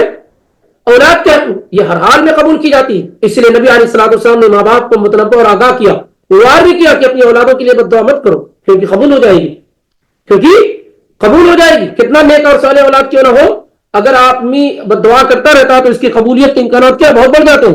جریج کی والدہ نے دعا کر دی، جریج کے لیے بد دعا کر دی، قبول ہوگی، جبکہ جریج بڑے عابد گزار انسان تھے. تو ماں باپ کو اپنی اولاد کو بد دعا نہیں دینی چاہیے. تو ماں باپ کی دعا یا بد دعا یہ دونوں کیا ہے؟ اولاد کے حق میں قبول کی جاتی ہے. سنن ابو داؤد 1536، سنن الترمذی 1905. روزہ دار کی دعا یہ قبول کی جاتی ہے، شروع میں ذکر کیا جا چکا ہے. تفصیل اگر چاہتے ہیں تو سنن طبرانی کی الدعاء 1313 دیکھ سکتے ہیں. اسی طریقے سے مجبور آدمی، مارا ہوا ستایا ہوا آدمی، بیمار آدمی، وہ اگر دعا کرتا ہے تو اس کی دعا کیا ہے؟ قبول کی جاتی ہے. امن یجیب المضطر اذا دعاہ ویکشف السوء ویجعلکم خلفاء الارض الہ الا اللہ قلیلا ما تذکرون، 20 پارے میں پہلے صفحے میں موجود ہے. تو جو مضطر ہے، پریشان حال آدمی ہے، اس کی بھی دعا کیا ہے؟ قبول کی جاتی ہے. ایسے ہی نیک اور صالح اولاد اپنے والدین کے لیے دعا کرتی تو بھی قبول کی جاتی ہے. نیک اور صالح اولاد، نیک اور صالح اولاد جو اپنے والدین کے ساتھ حسن سلوک کرنے والے ہوں، اپنے والدین کے ساتھ اچھا عمل کرنے والے ہوں، ان کی خدمت کرنے والے ہوں، ان کی اطاعت کرنے والے ہوں، تو ان کی دعا کیا ہے؟ قبول کی جاتی ہے. یعنی ایسا لڑکا جس کے بارے میں معروف ہو کہ اپنے ماں باپ کی بات مانتا ہے، ان کی اطاعت کرتا ہے، ان کی خدمت کرتا ہے، ان کی فرمانبرداری کرتا ہے، ان کے آرام کا خیال رکھتا ہے وغیرہ وغیرہ، تو وہ بچہ اگر دعا کرتا ہے کسی کے حق میں تو قبول کی جاتی ہے.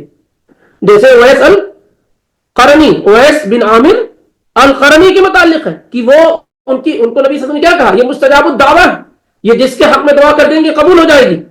نبی علیہ الصلوۃ والسلام نے عمر بن خطاب تک کو کہا تھا کہ اگر ان سے ملاقات ہو جائے ان سے اپنے لیے استغفار کی دعا کرنا. اور یہ مقام مرتبہ کیوں ملا ان کو؟ صرف اپنی والدہ کی خدمت، ان کے ساتھ حسن سلوک کرنے کی وجہ سے. تو جو اولاد اپنے والدین کی اطاعت و فرمانبرداری کرتے ہیں، ان کی خدمت کرتے ہیں، تو ان کی دعائیں کیا ہے؟ اللہ تعالیٰ کیا قبول کی جاتی ہے. صحیح مسلم 2542 لمبی حدیث ہے، اس میں یہ ٹکڑا میں نے ذکر کیا ہے. ایسے اپنے بھائی کے لیے آپ دعا کرتے ہیں پیٹ پیچھے، سامنے حاضر نہیں ہے، سامنے آدمی دعا کرتا رہتا ہے لیکن پیٹ پیچھے دعا نہیں کرتا. پیٹ پیچھے اگر دعا کرتے ہیں تو قبول کی جائے گی. اگر اپنے بھائی کی دعا پیٹ پیچھے کرتے ہیں تو قبول کی جائے گی، یعنی حاضر نہیں ہو تو قبول کی جائے گی. صحیح مسلم 2895 کی روایت ہے. اور جب آپ دعا کرتے ہیں تو آپ کے لیے بھی فرشتے وہی دعا کرتے ہیں. جیسے آپ نے دعا کیا اے اللہ میرے بھائی کو جاب دے دیں، وہ حاضر نہیں، تو فرشتے آمین بھی کہتے ہیں اور کہتے ہیں کہ اللہ تعالیٰ آپ کو بھی جواب دے دیں. تو پیٹ پیچھے دعا کیا ہے؟ بھائی کی قبول کی جاتی ہے. صحیح مسلم 2895. جن جگہوں پر دعا قبول کی جاتی ہے، تیزی کے ساتھ، جن جگہوں پر دعا قبول کی جاتی ہے وہ ہے جمرات پر، صغرا اور وسطی، چھوٹا والا اور میڈیم والا. جب اس کو کنکری مار لے آپ نا، اس کے بعد آپ دعا کریں تھوڑا قبلے کی طرف ہو کر، اس موقع پر دعا قبول کی جاتی. صحیح بخاری 1753 کے اندر آپ دیکھ سکتے ہیں.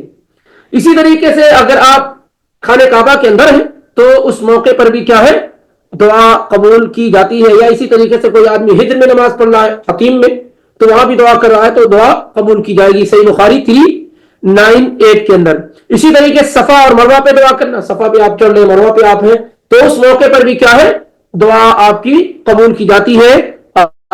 تفصیل کے لیے آپ صحیح مسلم 1218 دیکھ سکتے ہیں. 1218 آپ دیکھ سکتے ہیں. حدیث جابر بن عبداللہ، یہ لمبی روایت ہے. ایسے ہی مشعر حرام، اس کے لیے بھی یہ نمبر یاد کر لیں، 1218. مشعر حرام، مشعر حرام کہاں ہے؟ مشعر الحرام کہاں ہے؟ سب لوگ سو گئے ہیں. مشعر حرام کہاں ہے؟ مزدلفہ. جزاک اللہ خیرا. مشعر حرام کیا ہے؟ مزدلفہ.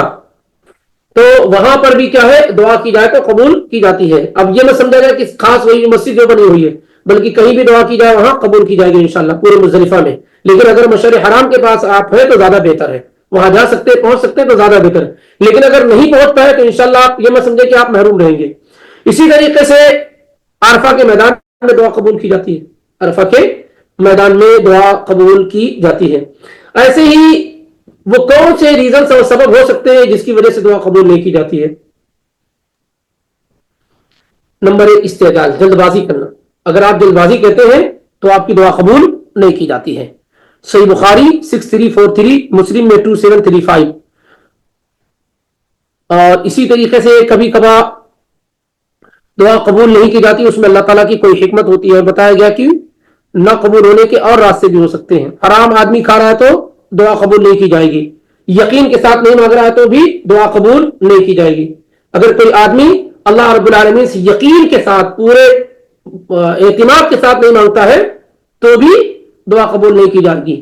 ایسے ہی آدمی لوگوں کو بھلائی کا حکم نہیں دیتا ہے، برائی سے نہیں روکتا ہے تو اس کی بھی دعا قبول نہیں کی جائے گی. اگر کوئی آدمی بھلائی کا حکم نہیں دیتا ہے اور برائی سے نہیں روکتا ہے، سوچتا ہے کون جائے پنگا لینے کے لیے، بھلائی کا حکم تو دے بھی دیتا ہے، برائی سے کون روکتا ہے؟ یہ معاملہ ہے. آدمی اپنے گھر میں اپنے بیوی بچوں کو نہیں روکتا ہے. تو اگر یہ صورتحال پیدا ہو جائے کہ آدمی لوگوں کو بھلائی کا حکم نہ دے، برائی سے نہ روکے، تو پھر ایسے میں دعا قبول نہیں کی جاتی. ثم تدعونہ فلا یستجاب لکم، سنن الترمذی کے اندر 2169 کی یہ روایت ہے. ایسے ہی آدمی غفلت میں ہو، سستی میں ہو، اپنے آپ کو بدلنا ہی نہ جائے، کہتا ہے میرے لیے دعا کرو. آپ کسی کو کہو نا نماز پڑھنے کے لیے تو کہتے میرے لیے دعا کرو. کسی کو روزے کے لیے کہو میرے لیے دعا کرو. کسی کو کہو بھائی درس میں حاضر ہو، کہتے میرے لیے دعا کرو. ارے آپ خود ہی نہ بدلنا چاہو تو کیسے بدلاؤ ہو سکتا ہے؟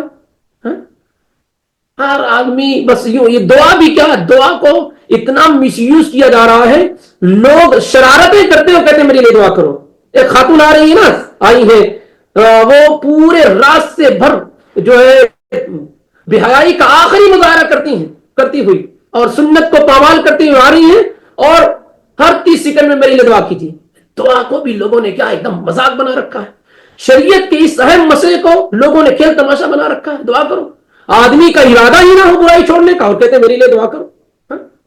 ان اللہ لا یغیر ما بقوم حتی یغیروا ما بانفسہم، اللہ کسی کو نہیں بدلتا ہے جب تک وہ خود اپنے آپ کو نہ بدلے. آپ خود بدلنا نہیں چاہتے ہیں اور لوگوں میں جو ہے چورن دیتے رہتے ہیں میرے لیے دعا کرو، میرے لیے دعا کرو. تو لوگوں نے لفظ دعا کو کہا غلط استعمال کرنا شروع کر دیا. اتنی اہم اور معتبر چیز کو لوگوں نے غلط طریقے سے استعمال کرنا شروع کر دیا ہے. اسی طریقے سے بتایا گیا یقین ہو، دل بالکل حاضر ہو. فرض نمازوں کے بعد ہمارے پاس دعا کرتے ہیں، ادھر ادھر دیکھتے رہتے ہیں، ایسے دعا قبول ہوگی؟ منع کیا گیا اس طریقے سے دعا نہ کریں، لیکن کیا ہے ادھر ادھر دیکھتے رہتے ہیں. کتنی گری ہوئی باتیں ہیں سب. آدمی ہاتھ نہ اٹھائے اس سے بہتر ہے کہ اللہ سے مانگے اور اس کا دل کہیں ہو، دماغ کہیں ہو، اور جو ہے ذہن و دماغ کہیں. کتنی ان اللہ لا یستجیب دعاء من قلب غافل لا، اس طریقے سے دعا نہ کی جائے. شروع میں ذکر کیا گیا. تو اس طریقے سے لاؤبالی پن میں آپ دعا کریں گے تو یہ دعا قبول نہیں کی جائے گی. اور اسی طریقے سے بعض گناہ ایسے ہیں، بعض گناہ ایسے اگر آپ اس کا ارتکاب کرتے رہتے ہیں تب بھی آپ کی دعا کیا ہے، قبول نہیں کی جائے گی. جیسے مثال کے طور پر ایک آدمی کے پاس بیوی ہو، بڑی بدخلق ہو، پھر بھی اس کو طلاق نہ دے رہا، اسی کے ساتھ نباہ کرنے کی کوشش کر رہا ہو، وہ آدمی بھی دعا کرے گا، اس کی دعا قبول نہیں ہوگی. ایسے ہی کسی آدمی کے پاس مال ہو اور گواہی دینے سے مال مل جائے لیکن گواہی نہ دے رہا ہو، وہ آدمی بھی دعا کرے گا، دعا قبول نہیں ہوگی. ایسے ہی کوئی آدمی کسی ناسمجھ کو مال دے دے تو اس کی بھی دعا کیا ہے، قبول نہیں کی جائے گی. یہ جو ہے روایت امام طبری نے اپنی تفسیر میں ذکر کی ہے 8544 میں، امام طحاوی نے مشکل الاثار میں 2530، امام حاکم نے 3118 کے اندر ذکر کیا، اور شیخ البانی نے صحیحہ میں 1805 میں اس روایت کو قابل قبول مانا ہے، قابل قبول مانا. تو یہ وہ لوگ ہیں جن کی دعا کیا ہے، قبول نہیں کی جاتی ہے. تو اللہ رب العالمین کی توفیق سے تیزی کے ساتھ یہ دعا کے متعلق بہت اہم جو آداب تھے وہ آپ کے سامنے ذکر کیے گئے، جن میں دعا کے آداب، دعا کرنے کا طریقہ، کن لوگوں کی دعائیں قبول کی جاتی ہیں، کن کی نہیں قبول کی جاتی ہے، کن اوقات میں دعا قبول کی جاتی ہے، کن جگہوں میں دعا قبول کی جاتی ہے. اللہ رب العالمین کی توفیق سے یہ باتیں آپ کے سامنے پیش کی گئی ہیں. اور اس طریقے سے آج کا یہ درس مکمل ہوا. اگر درس کے متعلق کوئی اہم سوال ہے تو کیا جا سکتا ہے.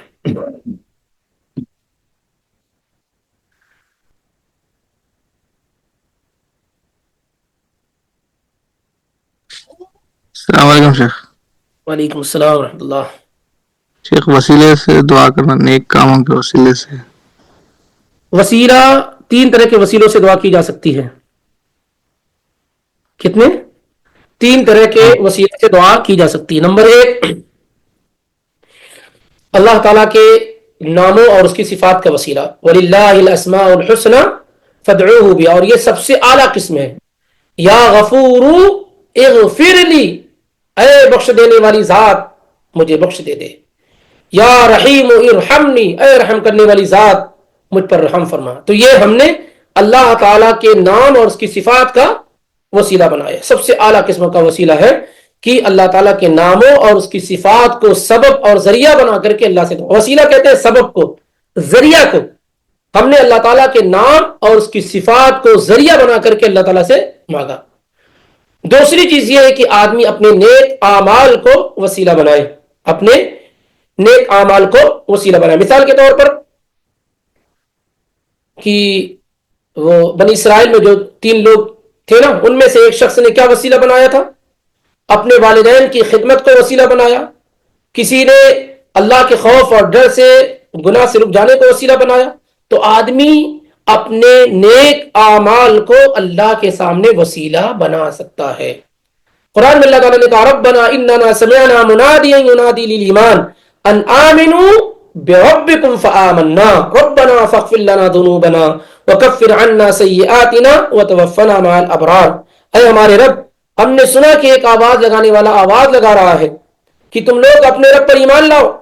ہم ایمان لے آئے، فآمنا، ہم ایمان لے آئے. ربنا فاغفر لنا، اے اللہ ہم ایمان لے آئے. ایمان کیا ہے؟ عمل ہے. ہم ایمان لے آئے، نیک عمل کیے، اے اللہ اس ایمان کے ذریعے سے کیا ہے، ہمیں معاف فرما دے. ربنا فاغفر لنا ذنوبنا وکفر عنا سیئاتنا وتوفنا مع الابرار. تو آدمی اپنے نیک اعمال کو وسیلہ بنا کر کے دعا کر سکتا ہے، کرنا چاہیے. اس سلسلے میں آپ کو بتا دیں کہ تیسری چیز ہے نبی، اس معاملے میں بہت سارے لوگ نبی علیہ الصلوۃ والسلام کے وسیلے سے دعا کرتے ہیں. اے اللہ مجھے اپنے نبی کے صدقہ طفیل میں یہ دے دے، وہ دے دے. ہاں، اس طریقے سے یہ سراسر غلط ہے. البتہ اس کو صحیح کیا کیا جا سکتا ہے کہ اللہ میں تیرے نبی سے محبت کرتا ہوں، تیرے نبی پر ایمان لایا ہوں، ان کی اطاعت کرتا ہوں، ان کی فرما برداری کرتا ہوں. اگر میرا یہ عمل تیرے ہاں قابل قبول ہے تو مجھے یہ عطا کر دے. تو اللہ کے نبی پر ایمان، محبت، اطاعت، فرما برداری، ان چیزوں کو وسیلہ بنایا جا سکتا ہے. لیکن نبی علیہ الصلوۃ والسلام کی ذات اقدسہ و مبارکہ کو وسیلہ نہیں بنایا جا سکتا. دونوں فرق سمجھ جائے آپ. کہ اللہ مجھے اپنے نبی کے صدقے طفیل میں یہ دے دے، یہ غلط ہے. صحیح کیا کیا جا سکتا ہے؟ اے اللہ میں تیرے نبی سے محبت کرتا ہوں، اطاعت کرتا ہوں، فرمانبرداری کرتا ہوں، تیرے نبی پہ میں اپنی جان کو نچھاور کرتا ہوں، قربان کرتا ہوں. اے اللہ اگر یہ تیرے یہاں قابل قبول ہے تو یہ مجھے عطا کر دے. تو اس طریقے سے درست ہے. تیسری چیز جو وسیلے کی درست اور صحیح ہے وہ ہے نیک اور صالح لوگوں سے دعا کرنا کرانا.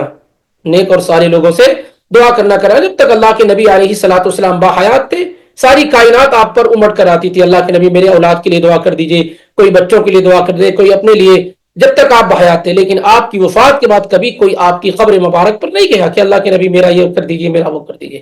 تو زندہ نیک اور صالح انسان سے آدمی کیا ہے؟ دعا کرا سکتا ہے، اس میں کوئی حرج نہیں ہے. تو یہ وسیلے کی 3 جائز قسمیں ہو گئی. نمبر 1 اللہ تعالیٰ کے ناموں اور صفات کا وسیلہ، نمبر 2 اپنے نیک اعمال کا، اور نمبر 3 نیک اور صالح لوگوں کا وسیلہ جو بحیات ہوں، زندہ ہوں. یہ جائز اور درست ہے. جزاک اللہ خیر شیخ.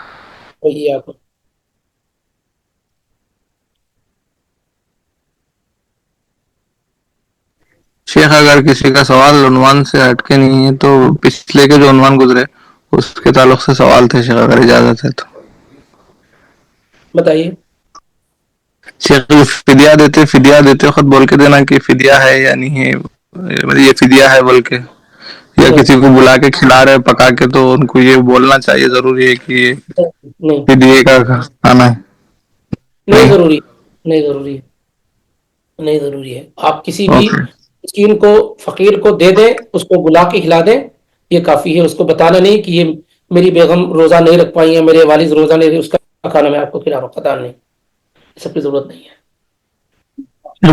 مسکین ضروری ہے شیخ فدیہ؟ ہاں مسکین اور فقیر بس، کسی تیسرے بس. شخص اور کھانا ہی کھلائیں گے، پیسہ نہیں دیں گے. ٹھیک اور ہے شیخ. بتایا گیا اس سے پہلے کہ کھانے میں سب سے اعلیٰ قسم کیا ہے، کیسے کھلایا جائے؟ گھر پہ بلا کے، گھر پہ بلا کے. دوسری قسم کیا پکا ہے؟ کے. پکا کے دے دی جائے. جی جی پکا کے. کھانے کی لوازمات دے دی جائے، جو کھانے کی لوازمات ہے نا، جیسے چاول، آٹا، گیہوں، یہ سب ملا کر کے دے دیا جائے تاکہ وہ بنا کے کھا لیں.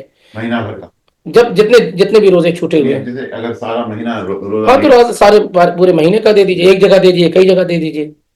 یہ بھی ہو سکتا ہے کہ ہر دن آپ کھلائیں، اور یہ بھی ہو سکتا ہے کہ 30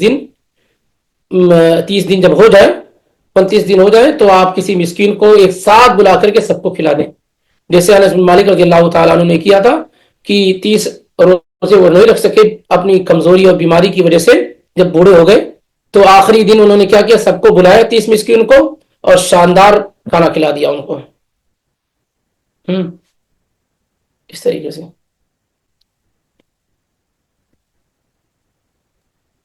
اور ایک سوال تھا شیخ، اگر کوئی کسی کی نیند لگ گئی اور جب اٹھے تو اذان ہو رہی تھی تو کیا وہ پانی پی لے سکتا ہے شیخ اذان کے دوران؟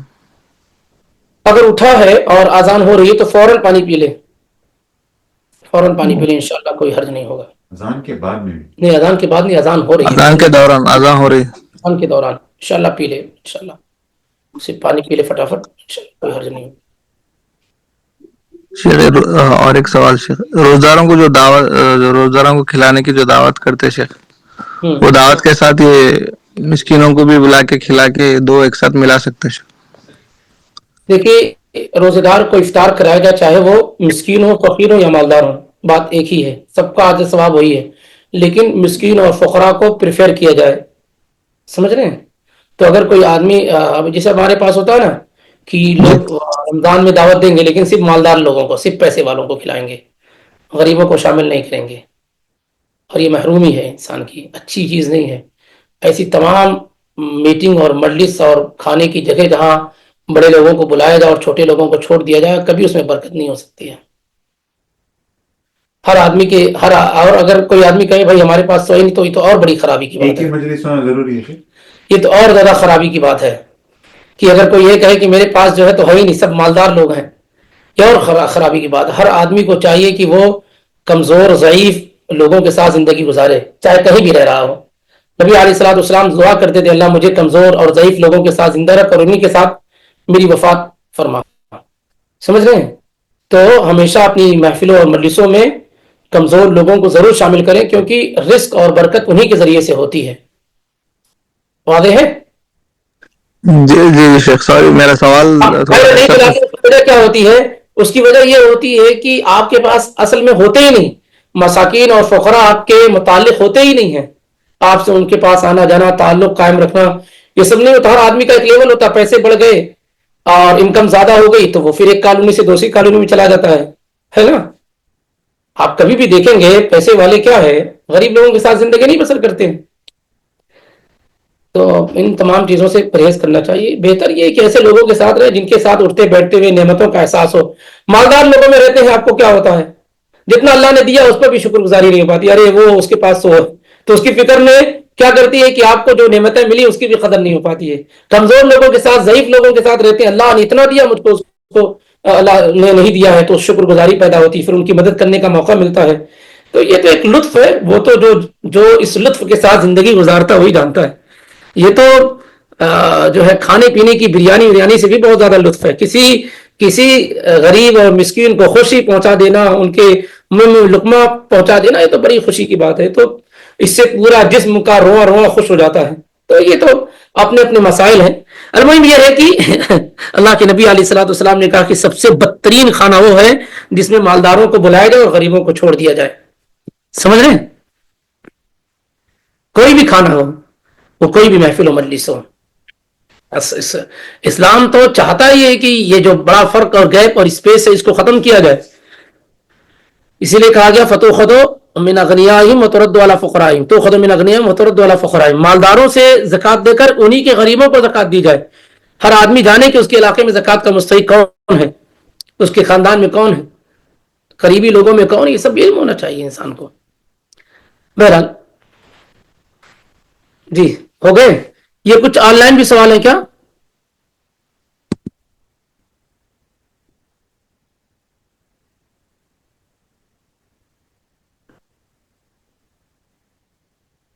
शायद सवालात मुकम्मल हो गए, फिर मुलाकात होती है बिइज़्निल्लाह। जी शेख। सुब्हानक अल्लाहुम्मा व बिहम्दिका अशहदु अल्ला इलाहा इल्ला अंता अस्तगफिरुका। ये लग रहा क्या अभी सवाल कि हमारे घर के काम वाले जो 24 घंटे हमारे साथ रहते हैं, खाना पीना भी हमारे साथ होता है, मजबूरी की वजह से अपने घर छोड़ के हमारे साथ रहते हैं, मंथली सैलरी भी देते हैं काम की, और वक्त ज़रूरत पैसों की मदद भी करते हैं। क्या ऐसे लोग भी मिस्कीन कैटेगरी में आते हैं और ज़कात लेने के मुस्तहिक हैं? देखिए, अगर कोई शख्स आपके यहाँ काम कर रहा है, आपकी कंपनी में, आपके घर में, आपकी दुकान में, अगर वो काम कर रहा है और आप उसको सैलरी दे रहे हैं, ठीक है, आप उसको सैलरी भी दे रहे हैं, काम का पैसा वो लेके जा रहा है, लेकिन उसके बावजूद भी उससे उसकी जरूरत पूरी नहीं हो रही है, उससे उसकी जरूरत पूरी नहीं हो रही है, तो आप उसको अलग से ज़कात की रकम दे सकते हैं, कोई हर्ज नहीं है। लेकिन याद रखें कि उसके एवज में कोई भी खिदमत आप उससे नहीं ले सकते हैं। अगर आपको ये महसूस होने लग जाए कि मेरे ज़कात देने से वो मेरा काम ज्यादा कर रहा है, तो ये रिश्वत हो जाएगी।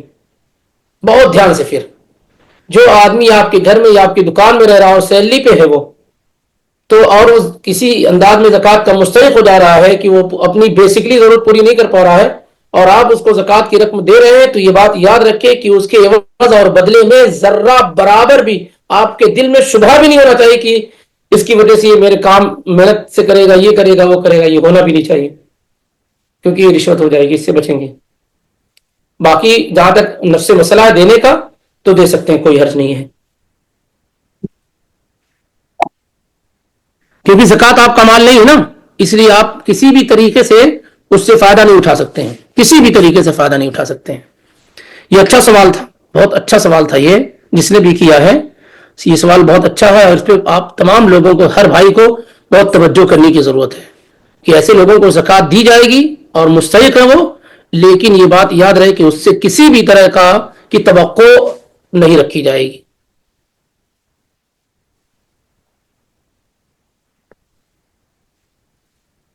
चलिए, सुब्हानक अल्लाहुम्मा व बिहम्दिका अशहदु अल्ला इलाहा इल्ला अंता अस्तगफिरुका व अतूबु इलैक। अस्सलामु अलैकुम ورحمۃ اللہ وبرکاتہ.